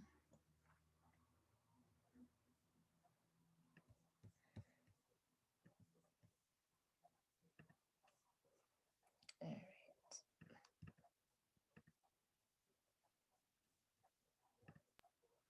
right. Okay. Just let me hit present. Okay. All right.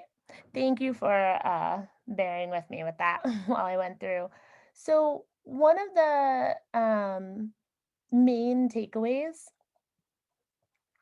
as we go through looking at enrollment and looking at controlled choice, I'm really just going to share with you some of our main takeaways to start. Sorry, I'm trying to get it on the right slide. Okay. So one thing that we realize that is just really, really key and important is that if we change the admissions criteria to consider diversity factors, then we're finally able to look at our students and our families in Hamden for what they bring to the table and how they make education better for all students, rather than looking at them for what they cost or the deficits that we perceive, because those are really things that we're perceiving rather than what is in actuality. The second main goal is that we're shifting our vision. So now we are thinking about what we want educators, students, and families to do. And instead of looking at traditional roles, we're really shifting it towards a communal way of being engaged for everyone. So one of the main takeaways that I've really realized is that in order to really get families and to all be on the same page, they need ownership in order to be fully involved. We also need to take away barriers, because along with and kind of leading in what Carlin and Frank's excerpt from their letter, we have to take away those barriers that are impeding the access of all families to be able to get to school. We need to make sure that all families, regardless of past experiences, their backgrounds, or where they're coming from, that they feel like they have an equal footing as other families. And not just that they feel it, but that it actually has to happen in practice. We want to give access to networking abilities for friendships between students, and support networks. So not just students, but also families. And this includes looking at things like ways to integrate and connect parents across different PTAs, and figure out a way to really have a central place for community access so that there isn't disparity in that way between districts, whether it's staffing, whether it's resources, programs, what's available for parents, funding for trips, etc. That's really all included. One of the things that I'm most looking forward to after being able to implement this is to create a level playing field where parents, students, and teachers are really able to take an active role in their education, and kids are going to be able to shine because of what they bring to the table. So finally, kids are seeing themselves also as an asset. Listen, this is why Hamden is proud to have me as a child in this community. This is what I bring. This is why Hamden can be proud to have me as somebody who is a Hamden Dragon. One thing is that it makes education an active process instead of something where you're hearing what to do, and you're kind of watching from the sidelines, waiting for notices and letters. In this way, it really shifts it. So now you're an active member, engaged, and really part of it. Things don't happen without the community really being a stakeholder. It allows all stakeholders to do the important work of educating. So it is not left up to just teachers, but really we are talking about this is something where everybody's involved, all hands on deck. And making sure that, and this is really probably the takeaway that I am most looking forward to, but it makes sure that all neighborhoods and all families in Hamden, and this is really the crucial linchpin, is that um, they have a community and a school where they are seen, valued, and supported. And I think really that just kind of sums up what is most exciting when we're looking forward to what having a measure of controlled choice and enrollment really allows and opens up for Hamden.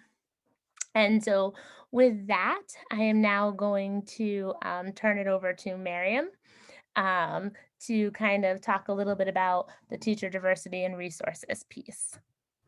Hi everyone, my name is Miriam. For those of you who don't know me, I just graduated from Hamden High School this past year in 2020. I'm a student alumni. I've been through Hamden Public Schools all of my life, and I work deeply on this project as a Student Board of Education representative and also a HDAC steering committee member. And today I'm going to be talking to you guys about two sections of the report that I think are really, really important. And that first section is going to be teacher diversity and resources. Although I was not responsible for drafting this report, this was done by Frank Dixon, who did an incredible job on it. I wanted to share a few of my favorite takeaways of this work and what this really looks like in implementation and in terms of policy recommendations. So when we talk about diversifying teacher staff, it may look like developing partnerships with local universities, really tapping into the vast resources we have in our town and beyond.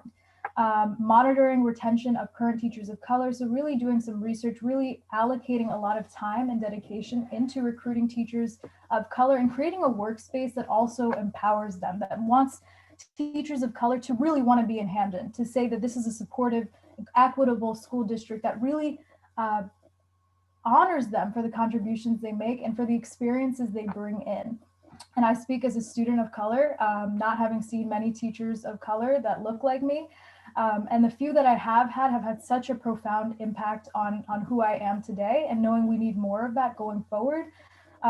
It's really great to see that we have some tangible ideas on how to get that done. A few other things we're considering and already have begun implementing in the past year or so is implicit bias and anti-racist training, and creating BIPOC, so Black, Indigenous, people of color, affinity spaces for teachers. So really giving them that nurturing, supportive environment.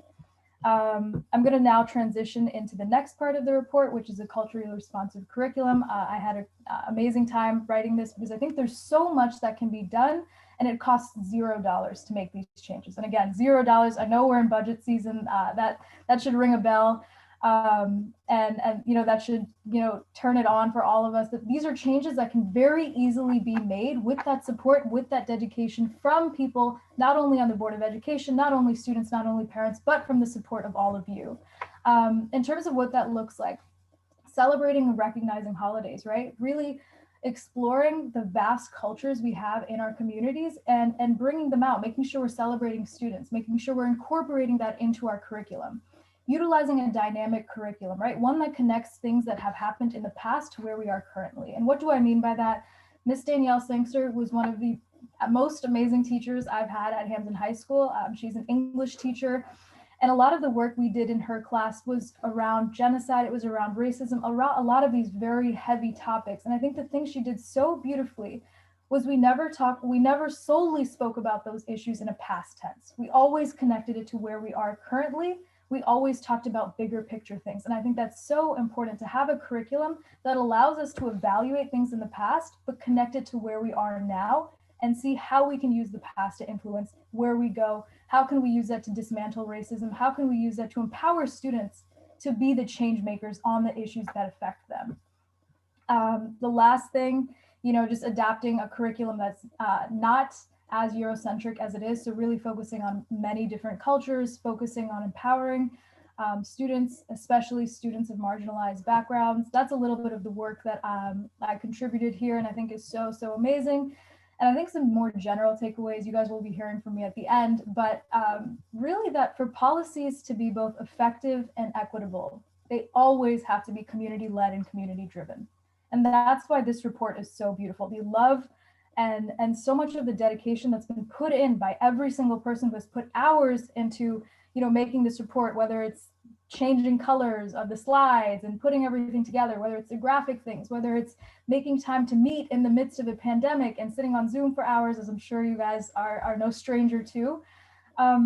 But this is a work of love. This is a work of hope. And that's why it's titled Moving Forward. It's about where we can see ourselves. It's about re-envisioning our future, moving forward to a space where we can say, this is Hamden and we are proud of it. Our students are proud to be a part of it. Our teachers are proud to be a part of it. And so are our families. So thank you. I'm now going to pass it to Laretha Felton, and she's going to be talking about behavioral interventions. Okay, thank you, Miriam. Good evening, everyone. It's good to be here with you today. It is an honor, and one of the things that we try to take into consideration is the whole child. And I love that Councilman Farmer elevated the work that's being done at the Youth Service Bureau, because that's the spirit of this, is that we would be able to look at all aspects of children that are entrusted to our care, and that we make a major paradigm shift from thinking about students as being at risk to at promise, and what is our responsibility to help actualize the promise of every child that's entrusted to our care, recognizing that every child has gifts and talents and inherent worth, and be able to, from the time they come into our care as kindergartners and pre-K, that from that time until they're able to be launched into post-secondary, that they are each validated and each esteemed in such a way that we're able to actually actualize their promise. And that actually was not something that I actually created. It was actually from a program at UConn that's designed for African-American males, and to really shepherd them through that process, recognizing that the playing field is not level for all students, but they were able to get access into UConn, and the idea that in order for them to really have a full experience, that they could use some support. So they are actually a scholars program that's designed really for African-American males, and just a phenomenal model. So part of what we did was to look at what Hamden has already had in place. We have an SRBI and PBIS model, scientifically research-based intervention model, and also positive behavior interventions and supports. That's been a mainstay of a lot of the work that we've done in Hamden for years. So what we've also done is to marry trauma-informed support services, recognizing that in the COVID season, but also pre-COVID, that unfortunately many of our children and families have experienced traumatic events and happenings that impact their trajectory. They impact their social, their emotional functioning, and the family's functioning, and our community functioning. So how do we take all that information into consideration as we care for our children, and as we think about how they function in the school curriculum? Mr. Farmer spoke about, unfortunately, incidents of suicide being up. Either at every level, social, emotional, and mental health concerns are being elevated at all turns. So I am a school social worker by training and profession. My 35 years of working in the field of mental health is very much a part of my work that I do for all students, and also working with families. And so one of the things that Hamden has done, as I said before, we actually offered this fall as a parent forum, where we offered middle school, high school, and elementary parent forums, offering parents and community an opportunity to get together and discuss their cares and concerns for their children, and to think about what resources they need in order to be whole in the midst of this pandemic and beyond. And one of the things we did was partner with the Keefe Center and the Youth Service Bureau. Susan Rubino was a part of that panel discussion at every turn. And we really had a school psychologist presented, Valerie over at Shepherd Glen, myself, and also Susan Rubino, 4 sessions with parent training. We were honoring the work that has been done in the past in terms of social and emotional learning in Hamden, working through the SRBI and the PBIS model, and then also looking at what's happening right now of creating protective factors. When you think about COVID, one of the things I highlighted in the presentation is we're thinking about what we know about COVID in terms of masking and 6 feet apart and washing our hands. And now we have a vaccine that's on the horizon. Those are protective factors to mitigate the impact of COVID. So when we think about school, home, and community, if we're really thinking about the importance of those in the lives of every child and every family, they are really protective factors. And when we're able to really empower homes and families to be what they need for children, to make sure that they are resourced well and that they have all the things that they need to function, then they can protect their children. When we think about schools being fully funded and fully orbed in terms of academic, social, and emotional, that becomes a protective hub for all children to be able to prosper. And of course, our community, we work within the community. So if you think about Hamden, our Youth Service Bureau, our Keefe Center, our police, our fires, and all the areas that make up Hamden, and creating safe and whole environments, that all of those together would be doing a phenomenal job to make sure that all children have a wonderful start, can also realize their full potential through every aspect. We have also highlighted the importance of creating a restorative practice model. Unfortunately, many of the children may have difficulties with regulation or other issues that create difficulties in terms of their functioning. So when we think about suspension and expulsion, if we could look at that in a different lens and think about restorative practices, that this is a concept where students get to have do-overs, that they are children and things could happen, but how do we as adults and as we as a community create opportunities for children to restore damage that's been done, to teach restorative practices, to teach how to have a perspective taken of how I've hurt another person or offended another person, instead of just saying, okay, you're on suspension for 10 days, which means there's 10 days of lost learning, or an expulsion, which means we need to find an alternative learning environment for a child and they lose their school environment. We instead think about what has happened, what has been the offense, and how do we restore that? If you offend someone, how do we restore those relationships? If you get into trouble in the school building, how do we restore it in a way that you're able to stay in your school and restore the damage that's been done while you continue to learn, while you continue to build good, healthy relationships, and you continue to work on things that will allow you to be a good citizen down the road in terms of character and self-control and all those pieces. So as we work together, we are building much more of the social and emotional component, really beefing that up. We have PBIS, our training that's already happening in our buildings.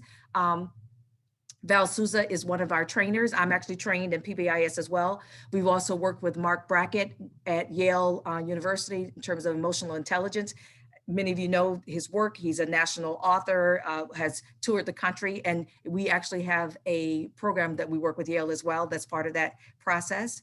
So restorative practices, social emotional learning, PBIS, working with PTSD issues. We have had staff members who are trained through Clifford Beers, also Yale Child Study, to really do a trauma-informed lens in terms of providing academics for our students, but also more importantly, supporting our families. I thank you for lifting up that program on the 21st, Mr. Farmer, because that's one of the things I was going to discuss as well, really partnering with community-based agencies and thinking about all the ways that we can support one another and also reinforce those resources that are available. Not a day goes by that I don't get a phone call from a parent or someone in the community asking about resources from, I need food, because their food insecurity is real.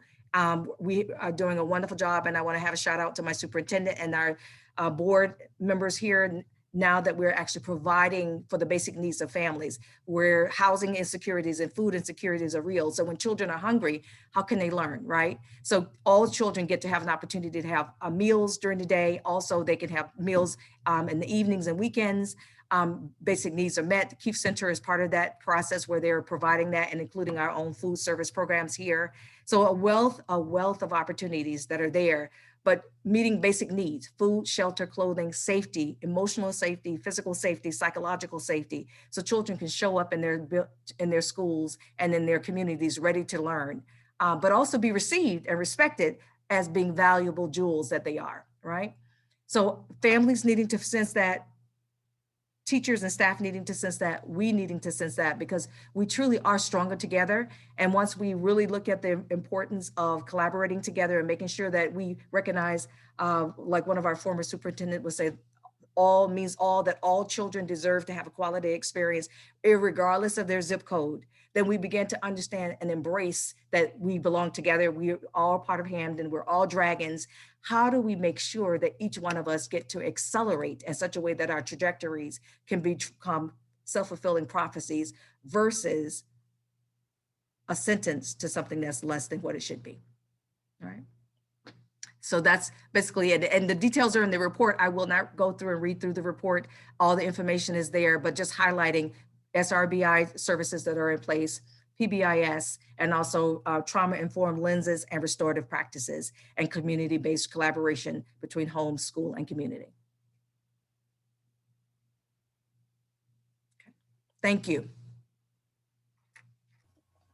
Thank you, everyone. I know it is 9:30 p.m. on a Monday night, and we are on Zoom and everything else. I want to thank everyone for being here, for tuning into this, and I want to thank everyone on our HDAC team, Superintendent, Laretha, Carlin, Katie, Rachel, who just joined us, everyone else, and Frank, who's not with us, but Chris also. I hope I didn't miss anyone, but it's been an incredible journey. And this work is not over. It's not even close to over. We're just getting started. And on that note, I think a lot of what this work requires is hope. We're in a very hopeless place right now, with a lot of, whether it be mental health issues, whether it be being on Zoom all the time, COVID, the hate crimes that are continuing to happen. we need a little bit of hope. And I think that's what I'm going to end my final message with.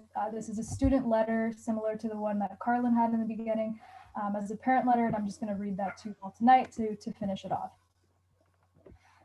Our community wrote this report during a global pandemic that's taken over 500,000 lives and counting, and a wave of international demonstrations reigniting the movement for Black liberation. Let's just say that this isn't your average report. As we researched, developed, and finalized this proposal over the past few months, centuries of unaddressed racist oppression and violence exposed itself. Black and brown students are underperforming in remote learning programs compared to their white counterparts. People of color are being affected by COVID-19 at disproportionately higher rates. Black communities continue to be brutalized by police even in the midst of a pandemic. These facts are not unrelated. They reveal how racial injustice permeates education, medicine, policing, and more. They show how racism affects Hamden's Black and brown students in every part of life. 2020, a year, and now 2021, a year hallmarked by pain and uncertainty, has shown our communities that we need to demand better. With protests sweeping the nations, towns divesting from policing to invest in education, and communities intentionally combating anti-Blackness and white supremacy, we have affirmed that it doesn't have to be this way. Imagine a world where students of color aren't ashamed by the rich hues of their skin or forced to endure and internalize the racial hate thrown at them. Imagine a world where kids born out of the most marginalized backgrounds are allowed to just be kids, and let's not stop there. Imagine a world where our immigrant, disabled, LGBTQ+, Black and brown students are recognized in our calendar, curriculum, and hallways. Instead of merely imagining what a robust and just community would look like, let's turn our dreams of equality into calls for accountability, honesty, and change. Let's reject silence and complicity and stop labeling equality an unachievable goal. Instead, let's be loud and unwavering in the pursuit for justice and come together to acquire the change spearheaded by our ancestors hundreds of years ago and now being led by our own communities. Let's do the work.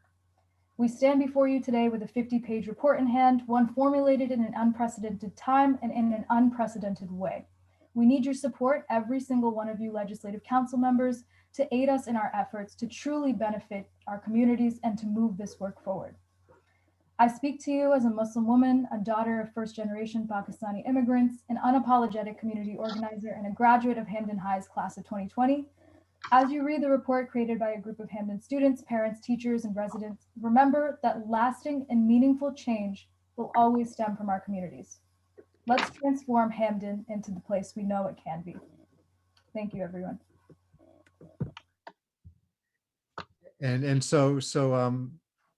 This is just an amazing team. It's a team that came out of about 80 of our community members.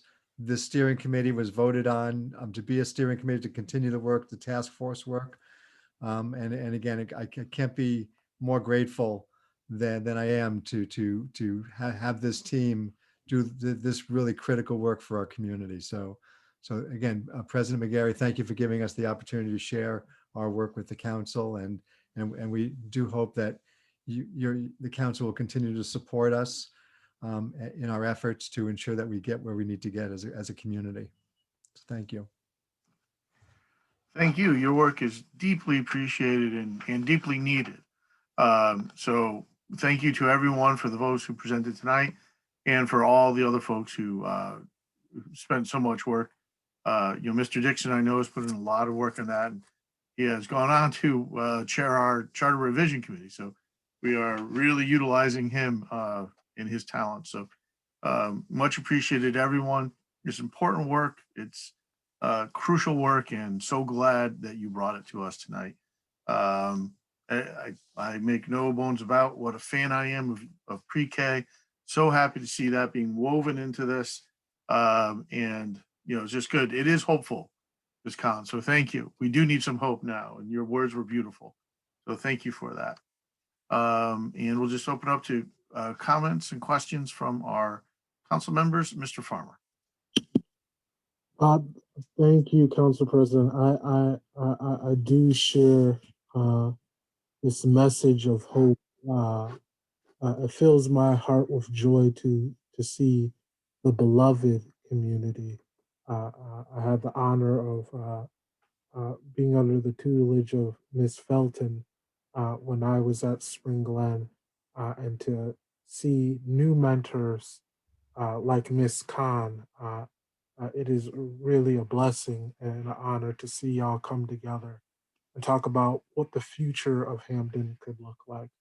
Um, I don't really have any questions, more just encouragement and a commitment to lend or leverage any resources that we have. Some of y'all may know I'm on the state board, the 2 Generation Board.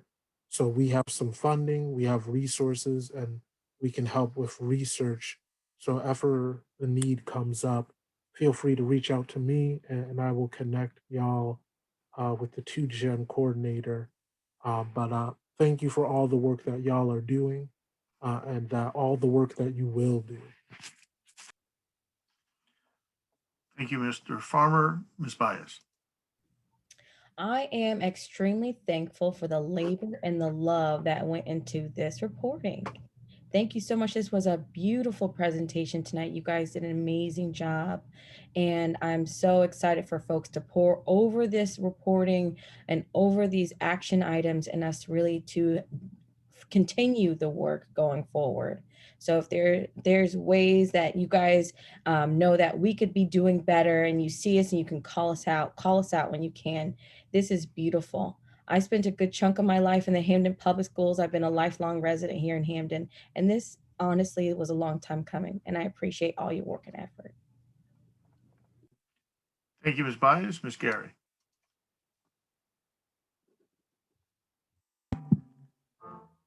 Can you guys hear me? Yes, we can. Okay, because my son is in the middle of music. I just wanted to say thank you. I wanted to say thank you to everyone that's involved in this program. I do believe that it's a long time coming, and I'm glad I'm here to witness it.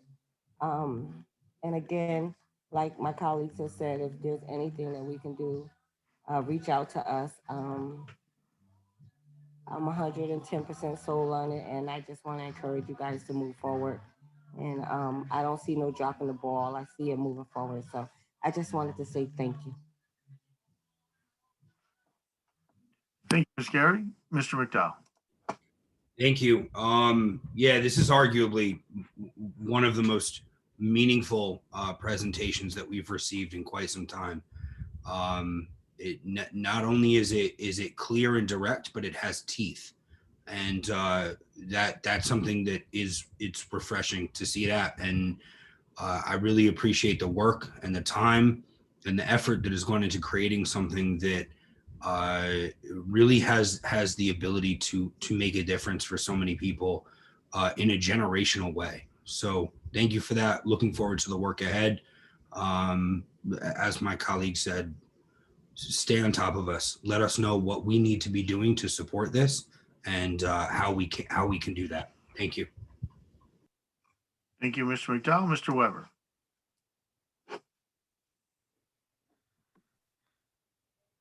I want to thank everyone who have worked on this report. Super crucial information.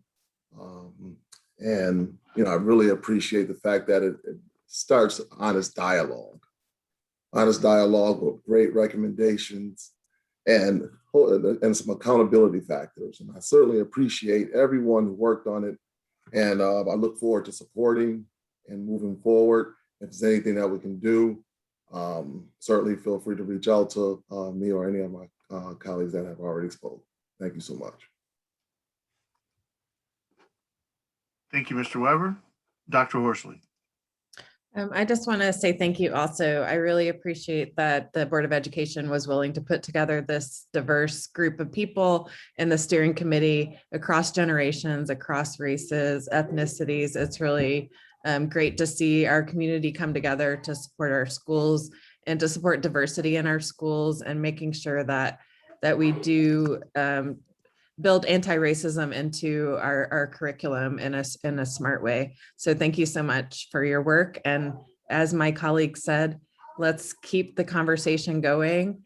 Reports tend to land on a website and then we don't continue the work. And so we want to keep keep the momentum. And so thank you. It was a beautiful report. Thank you, Dr. Horsley. Mr. Caesar. Dr. Horsley basically took the words right out of my mouth about reports landing on shelves, not being enacted and basically collecting dust. I've been involved in education for 23 years as a teacher, and I've been involved in council business for years, Board of Education. And, you know, I just hope that this takes hold and it goes and definitely gets enacted. In terms of everything, I want to thank you for all your time and effort you put into it. It's definitely a very important message, very important document. And I urge you to stay involved in the council budget deliberations as well, too, because that's where a lot of the funding happens for different things, and to stay active with that and be advocates for that. Very important, you know, discussion we're going to have in the next month or so about education funding. I know last year was a big discussion on cutting or level funding or whatever it may be. Unfortunately, some of that cuts that happened also impacted a lot of these initiatives, I think, in some respects. So I want to make sure that we definitely, you know, put our money where our mouth is when it comes to supporting these things and definitely advocating for it. So nice work again. Thank you to the committee, and you have my support 100%. Thank you. Thank you, Mr. Caesar. Any other questions or comments from council? Mr. Malolo, you wish to? Yeah, I just want to address Mr. Caesar's comments. This was put together by the community, unlike any work that I've ever been a part of before, where we don't have the ability to put this on a shelf, and it's too important to put on the shelf. And we're being open and honest, and our community is holding us accountable. And there is no way that this can be put and stashed away. And just a tagline around budget, the inequities around the pandemic are clear. The inequities around the structures in place are clear. And when we talk about preschool, for example, a lot of questions I get from people in communities, well, how much is this going to cost? And the reality is, if we don't make change, how much are we willing to have lost?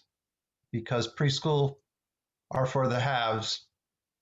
Those who can't afford it send their kids there, and those who don't. And we know that that achievement gap and student outcomes, the early intervention, grade retention, juvenile justice system, all are tied into whether your child goes to preschool or not. There are studies out there that show all of that is tied to who attended preschool and who didn't. Graduation rates, family income. Family may choose to send their child to preschool, but then they're living in poverty because of it.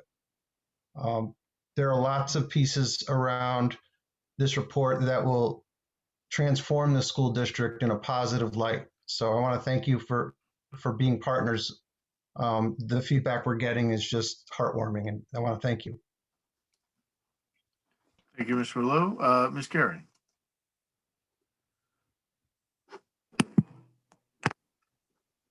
Chris, thank you for all that you just said. I appreciate all of that. But I got back up here just to say, my daughter is sitting next to me, and she graduated from Hamden High, and she also went to Hamden Middle School and Elementary. And she just wanted to say thank you. Thank you. Thank you, Ms. Carey. Ms. Shoemaker. Yeah, I just want to thank the whole team who worked on this. I think this is a breakthrough, and the timing is is what it is. But I feel like it really is a threshold moment, and you have created a breakthrough. And I'm very, very supportive of all the steps that you're taking. And you've also restructured it a couple of times so that it's much more affordable. So on all of those fronts, you've really been responsive to what we need, to the kinds of resources that can be brought to bear, and to be very creative That was about when we were in implementing Los that. Angeles. Thank you. Thank you. I'm just going to quickly mute everybody. Got a little background noise there. Any further questions or comments from council members?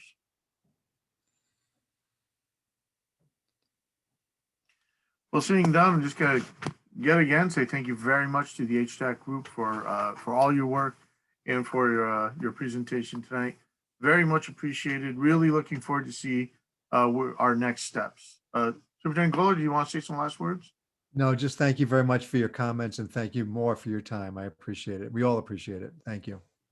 Yeah, thank you so very much, everyone. We really, really appreciate it. Thank you. Thank you. Thank you all. Have a good night, unless you want to stay on for the rest of our agenda, which is very exciting about tax refunds. No? Thank you very much for your time. Actually, next item on our agenda is reports of council liaisons, which we have none, and approval of previous minutes. May I have a motion to approve the minutes of 2/16/21?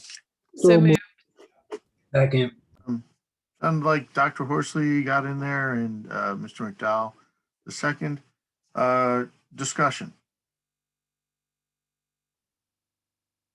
Seeing all, I'll call for the vote. All in favor of approving the minutes of 2/16/21, please indicate by saying or showing aye. Aye. Opposed? Abstentions? Minutes are approved. Our consent calendar were items that were approved unanimously in committee. They are items 1 through 15. Is there any item that someone would wish to pull off for votes? Yes, hold on a second.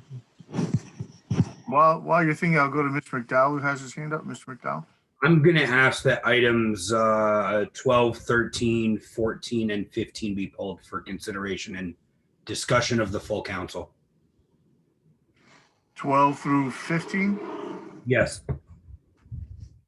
Okay. Any other items? Actually, maybe not. Yeah, that's fine. Sorry. The rain garden with the cars? I did not. I shouldn't have included 15. I'll take 15 off of that. I'm sorry. Not a problem. Wasn't sure you meant to have a rain garden with the cars. I didn't. Any other items on the consent calendar anyone would like to see pulled off for individual consideration and move to the regular agenda? Any comment on our consent calendar items 1 through 11 and 15? Mr. McDowell? I'm sorry. I didn't mean to stick my hand up so quickly. I don't know if Councilman Farmer first wants to give his honorary paragraph in honor of Councilman Annis. Mr. Farmer? I will definitely thank you, Councilor, and thank you, Council President. It is pertinent that people serve in capacities such as Mr. Dixon. We deeply appreciate it. We could not do this work without them. We need thought partners throughout the town to help us be able to see the big picture while we focus on some of the smaller details, and we can all come together and put that together. So thank you to everyone who dedicates their time to the town. It is deeply appreciated and it's not unnoticed. So thank y'all. Thank you, Mr. Farmer. Mr. McDowell? Thank you. I was not intending to steal Councilman Farmer's thunder, but I did want to. There's some particularly impressive names on this list this evening, and without singling anybody out, it's incredible to see a list of such impressive, accomplished residents pitching in for the community in this fashion. So I think those individuals know who they are, and of course. Anyone who has the ability to participate in this sort of civic participation, just the service it provides the town is unmatched. So thank you. Thank you, Mr. McDowell. Any further comments on our consent calendar? Seeing none, I'll call for the vote for approval item 1 through 11 and 15. All in favor of approving the consent calendar, please indicate by saying or showing aye. Aye. Opposed? Abstentions? The consent calendar is approved. Our regular agenda will now have 6 items. Our first item on the regular agenda is item 1, in order to approve memorandum of understanding between the town of Hamden and UPSEU COPS, the police union, Officer Gabrielle Garcia. May I have a motion to approve? So moved. Moved by Second. Mr. Caesar, seconded by Ms. Bonadies. Discussion. Mr. Farmer. Yeah, if we can just receive information from personnel on this practice. I know we've done it for some time. I'd just like to know how long we've been doing it. I'm sorry, Mr. Farmer, I couldn't quite hear that last part.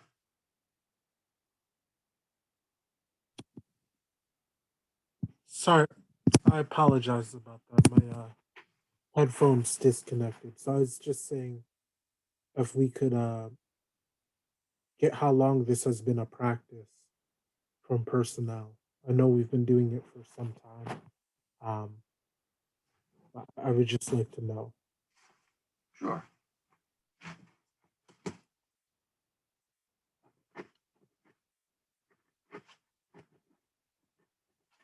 Further discussion on item 1. Seeing none, I'll call for the vote. All in favor, please indicate by saying or showing aye. Aye. Opposed? Abstentions?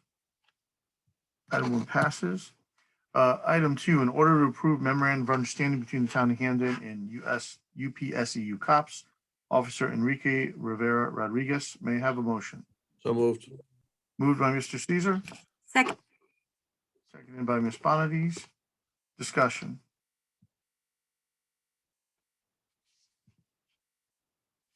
Seeing none, I'll call for the vote. All in favor, please indicate by saying or showing aye. Aye. Aye. Opposed? Abstentions? Item passes. I'm just getting down information request. Item 3, in order to approve amendment of agreement between the town of Hamden and TSKP Studio LLC for architectural engineering services, Hamden Middle School renovation project. May I have a motion? So moved. Second. Caesar, seconded by, is that Dr. Horsley? Yes. Thank you. Discussion. Mr. Farmer?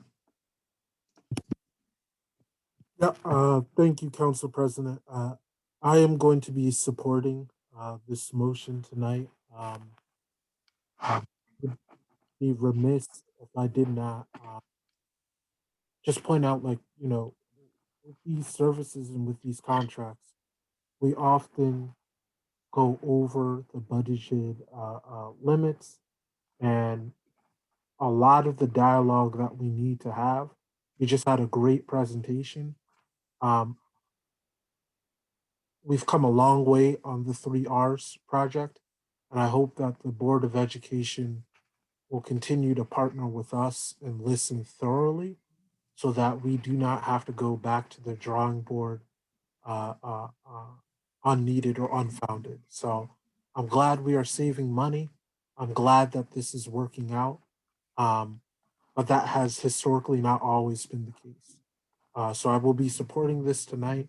I want us to be cognizant of this so that, I think from the early get-go, it was very clear that the council was not interested in magnet schools.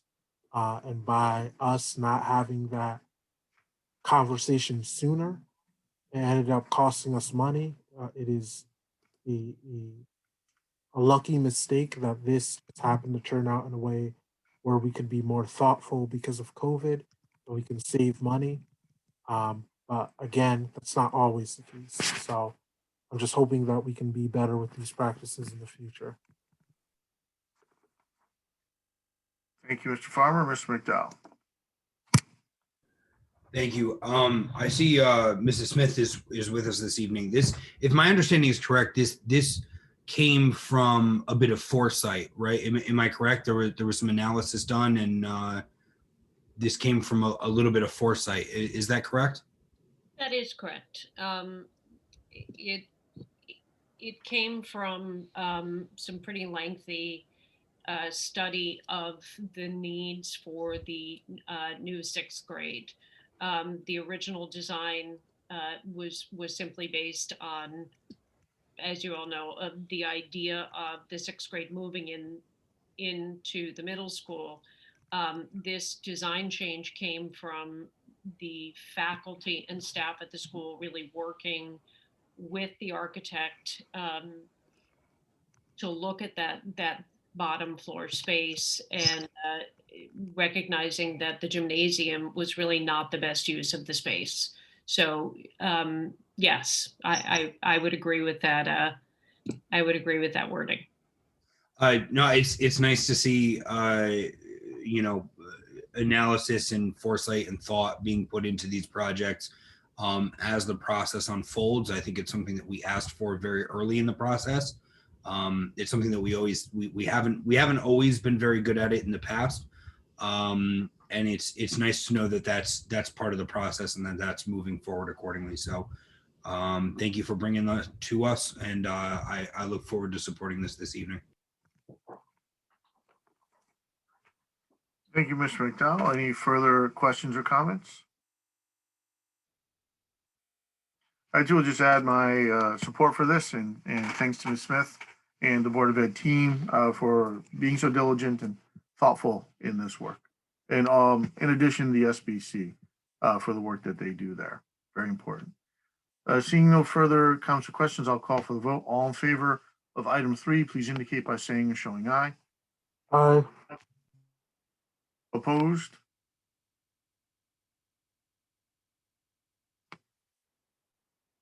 You got that, Ms. Renta? I got it, one opposed. Abstentions?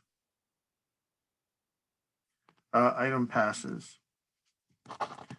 Item 4 on our regular agenda will now be what was item 12, an order authorizing interprovincial transfer 2020-2021 fiscal year budget, $150,000 police department overtime internal transfer. May I have a motion? Second, so moved. Moved by Mr. Caesar, Second. seconded by Dr. Horsley. Chief Sullivan, would you like just to sort of refresh our memories on this item and we can discuss? Yes, thank you, President. We're looking to add that to our overtime budget, mainly because of collective bargaining agreement, minimum manning requirements. Staffing levels throughout the year have been below where the minimums are required, a lot of times due to a large number of injured officers who have just recently come back through bad weather events, a tornado and a tropical storm, an uptick in serious crimes, numerous protests that needed to be manned, numerous serious motor vehicle accidents, and retirements. Those are the main reasons for the need of increase. Thank you, Chief.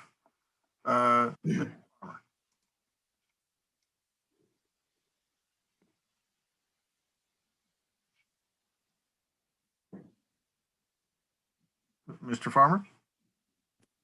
Oh, sorry. I did not hear you, Council President. Sorry about that.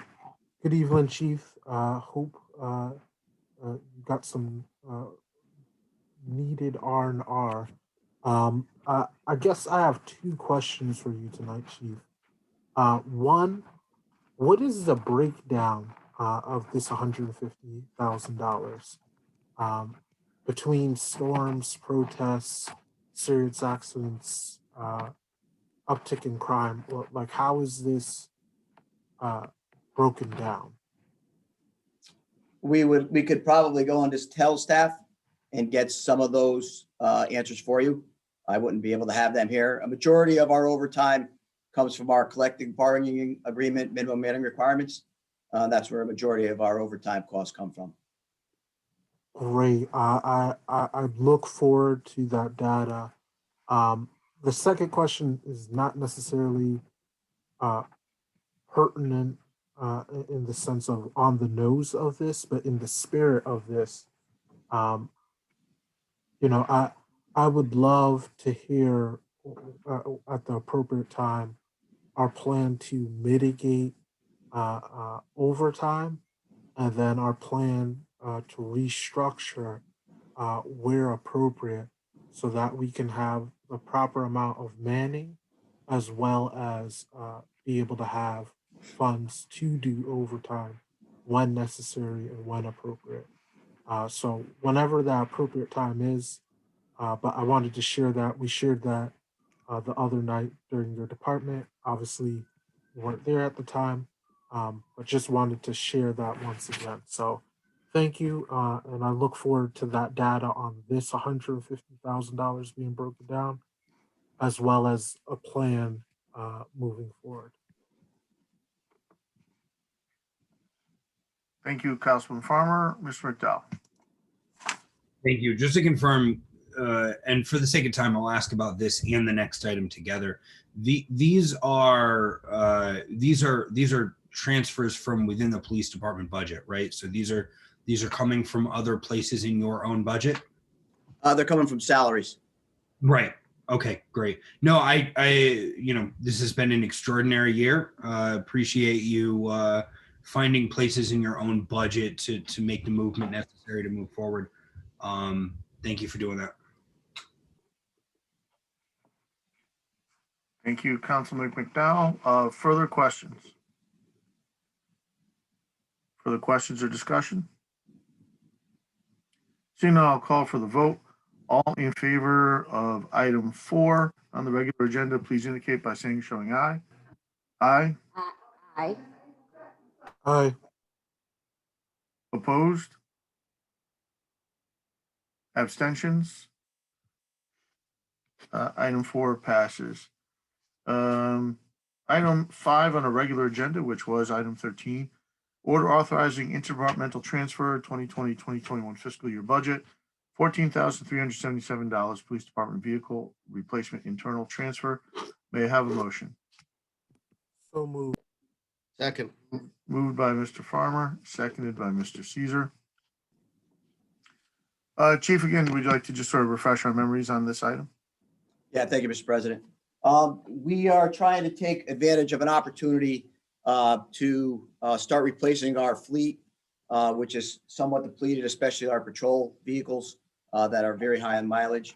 MHQ does have currently vehicles on the lot that if we purchased them right away, we would be able to get them, outfit them immediately. Unfortunately, when you go to purchase these vehicles, if you catch them in the wrong cycle, we could buy them now and then not get them for another year, depending on when the models come in. So we're trying to take advantage of an opportunity where they have the vehicles on the lot and try to do it in a fiscally sound way, where we're going to try and lease the vehicles over a 5-year period. One of the positives about the lease is that majority of the maintenance is covered over those 5 years, obviously not wear and tear of oil changes, tires, et cetera. And then at the end of the 5 years, we would own the vehicles as well. Thank you, Chief. And as I said, in committees, it seems like a very smart and resourceful way to utilize our operational budget to deal with these issues. So Also, Mr. President, one of the vehicles will be a hybrid vehicle. So we'll be testing it out for the first time. We will monitor it. We will see how effective it is as a patrol vehicle. And then hopefully we can start moving in that direction if we see that is positive for the fleet. Thank you, Chief. Mr. McDowell. Thank you. I had first and foremost, I made some requests in the past, and you were great about getting them right over to me and to the entire council. So I appreciate that. That's been helpful. For the sake of the public, would you mind? I know we discussed there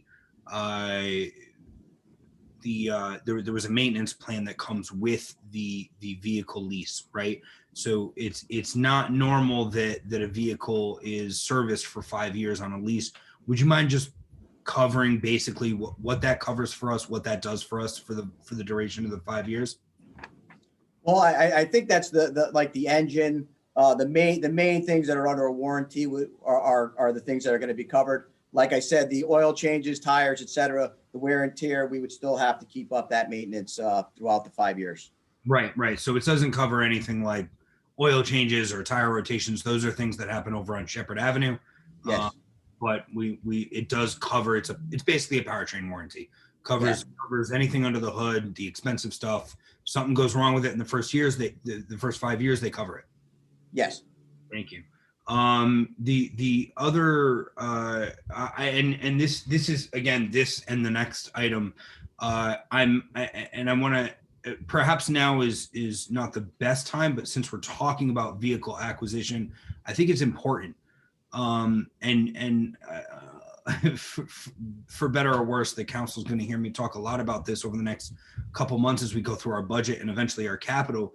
I'm apprehensive to acquire any new vehicles before we have a replacement for Fuel Master that works, and before we have a fleet management strategy under our belt, right? And so that's obviously not your responsibility, Chief, but I think that if we look at over the past decade or so, and this is including my experience as a risk analyst for the town of Hamden, fleet management is something that we haven't done. And again, that's not your responsibility, but it is something that we haven't done appropriately. Fuel Master hasn't worked for quite some time, and it's definitely time to look into a serious replacement for that system, especially as we try to be not only fiscally responsible, but environmentally sustainable. I'm nervous about acquiring vehicles without having a fleet management strategy in place.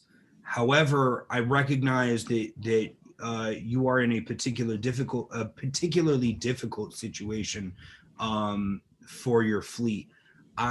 Because item 13 on our consent calendar is this item is an internal transfer, I'll be supporting that. I won't be supporting item 14 for these reasons. I assume that it will pass anyway. But I think it's critical as we go into budget and as we go into capital planning that we think critically about what we want fleet management to look like. It's not only about management of our vehicles, it's about liability, the safety of our staff. These are all critically important things that we need to think about as we become more fiscally sustainable, more environmentally sustainable, and as we look to take care of the people who dedicate their careers to our town. So thank you. Appreciate all the work that you've done. Like I said, I'll support this item. And I look forward to conversations with the administration about fleet management plans. Thank you. Thank you, Councilman. Thank you, Councilman McDowell. Councilman Farmer. Thank you, Council President. Chief, I guess my question, I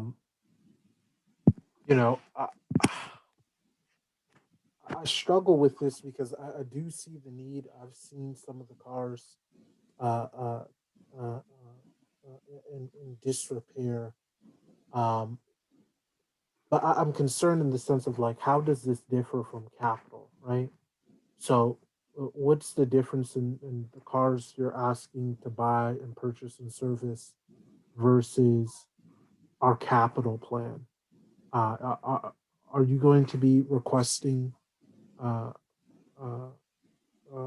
cars, modification for cars, or repair of cars as well in your capital budget? We asked for cars in both the operating and the capital because we weren't sure if this would pass. So we just wanted to make sure that we had them in the capital just in case. And the reason why we're doing it now, as I explained, is we're in a situation where we're trying to take advantage of the cars being on the lot today. And if we can get them today and we can get them equipped immediately, we can get them on the road very fast. A lot of our, this is mainly just to fill our patrol cars, but this will also trickle down into our K9 cars, which are really old. So the new cars will go into the patrol fleet, and some of the patrol vehicles will be moved and replace the K9 vehicles, which have very, very high mileage. One of them just blew an engine the other day, and another one does not have all-wheel drive. So that's part of the reason why we're trying to do it here and now rather than in the Capitol. So we're just trying to take advantage of in a situation that is positive for us at this point. No, I can share your frustration. I know we have not done a capital budget in 3 years, so shame on us in that respect.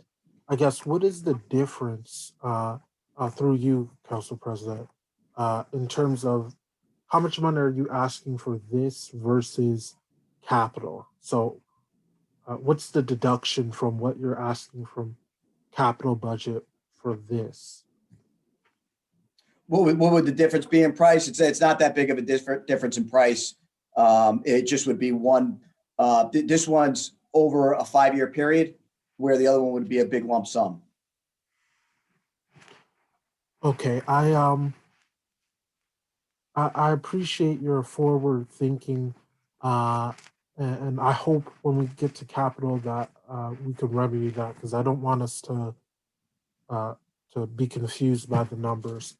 The only other question I have for you, Chief, in terms of compliance with the police accountability bill, what things will we be installing in these vehicles that is a new requirement because of the police accountability bill? The only new requirement would be the in-car cameras.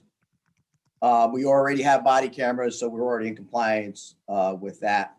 And we have until July 1 of 2022 to be in compliance, but we plan on being in compliance right away. And from my understanding, and because I asked this of the finance director, and he did not know, he said you would be better slated to answer this question. From my understanding, there are state funds to designated to recoup the costs of such updates and improvements where appropriate. So, who will be managing that, if applicable, to us? And what is the timeline on that?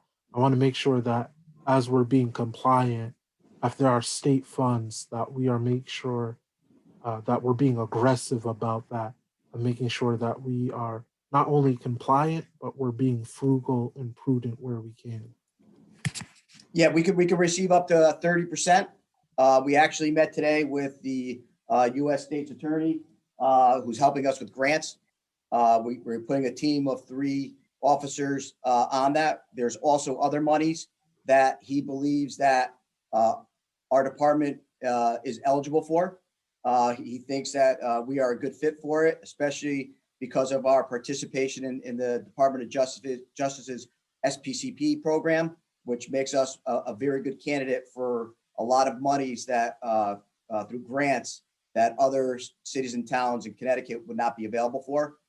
So we're hoping moving forward that we will be getting some grant money as well. I'll keep you updated as we go along. So a lot of those has to do with wording on the Trust Act, which is more favorable for us to get funds federally. Well, I thank you, Chief, for complying with the law as law enforcement, but also to be prudent in these times. So I will be supporting this, but I do share Councillor McDowell's concerns when it comes to fuel master. And the last thing on that point, I think there's also the ability for us to know where our cars are and aren't, and that has the potentiality to defend us against liability when people have questions where our cars are and aren't. So I think that's another thing we should really think about when we make these investments. So thank you, Chief. Thank you, Council President. Thank you, Councilman. Thank you, Mr. Farmer. Mr. Caesar. Thank you. I'll be supporting this 100% tonight. I think it's a great plan in terms of funding to make that work. Thank you, Chief Sullivan, for your work on that, making the numbers work here. It's a very difficult budget season, obviously, and a very trying time with our finances in the town, and to have this happen is definitely a good thing. I just really quickly, in terms of the cars you have on fleet currently, give me some of the miles on some of those cars. Are they, I mean, how many of them are definitely in need of absolute repair? I'll give you, I can let you know the patrol division. We have about 15 cars in the patrol division. Two of those are patrol supervisor cars. At least half are over 100,000 miles. The other half are over 70,000 miles. The K9 cars, which would be replaced with our patrol vehicles, those are at 100, 124,000, 108,000. And those are very high at this point. We do have traffic vehicles. Those are a little lower in mileage. Those are 95. One's at 120, one's at 60, one's at 62. But those are used a little less. So I'm pleased that this is happening. You know, we have people who dedicate their careers to the town and look out for the best interests of the residents with their service, and we owe them the cars to be able to do their job properly and safely without having malfunctions or whatever it may be. That could hurt anybody, and I think this is something that we definitely have to focus on, and I'll be supporting it tonight. Thank you. Thank you, Councilman.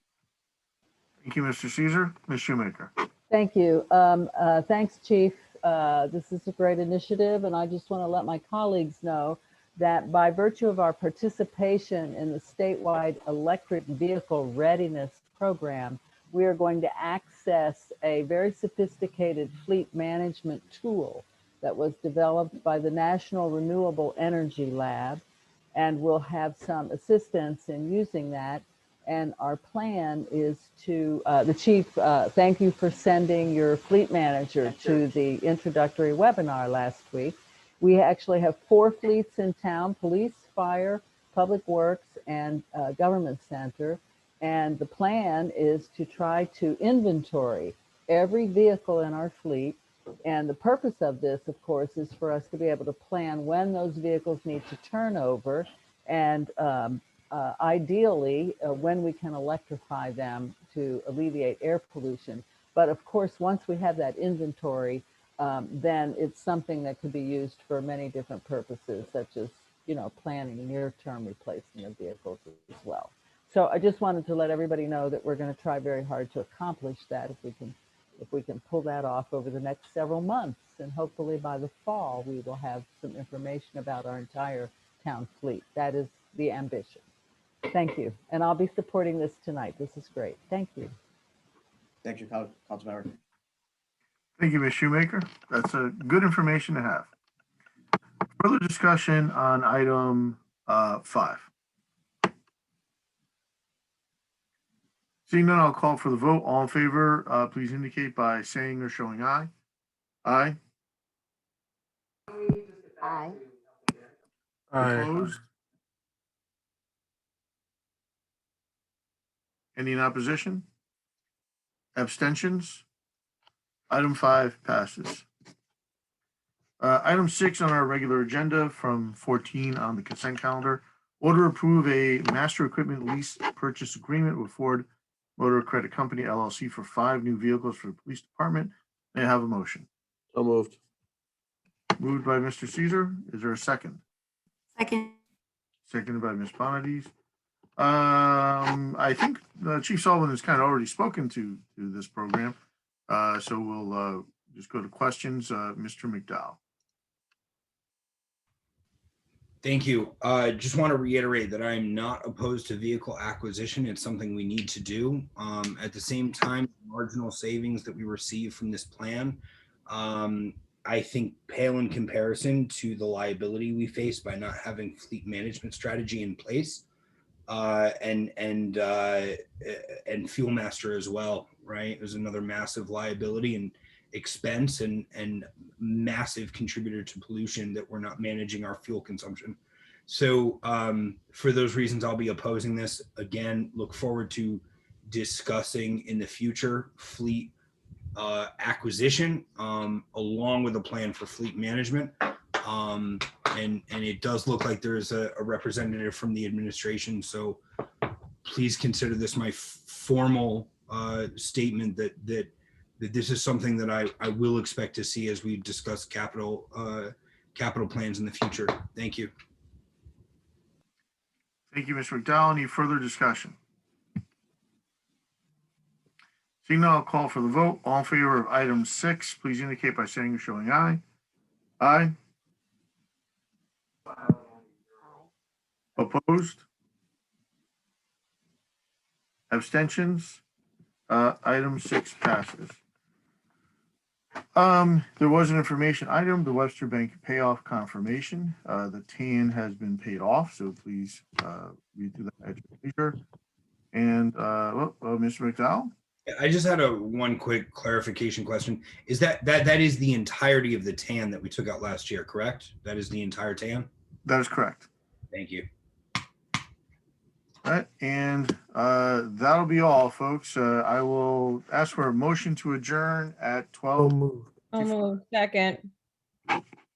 Sound like several people, Mr. Farr and Ms. Bias. All in favor of adjournment, please indicate by saying aye. Aye. Opposed? Aye. Abstentions? We are adjourned at 10:25 p.m. Safe travels. Good night, everyone. Good night.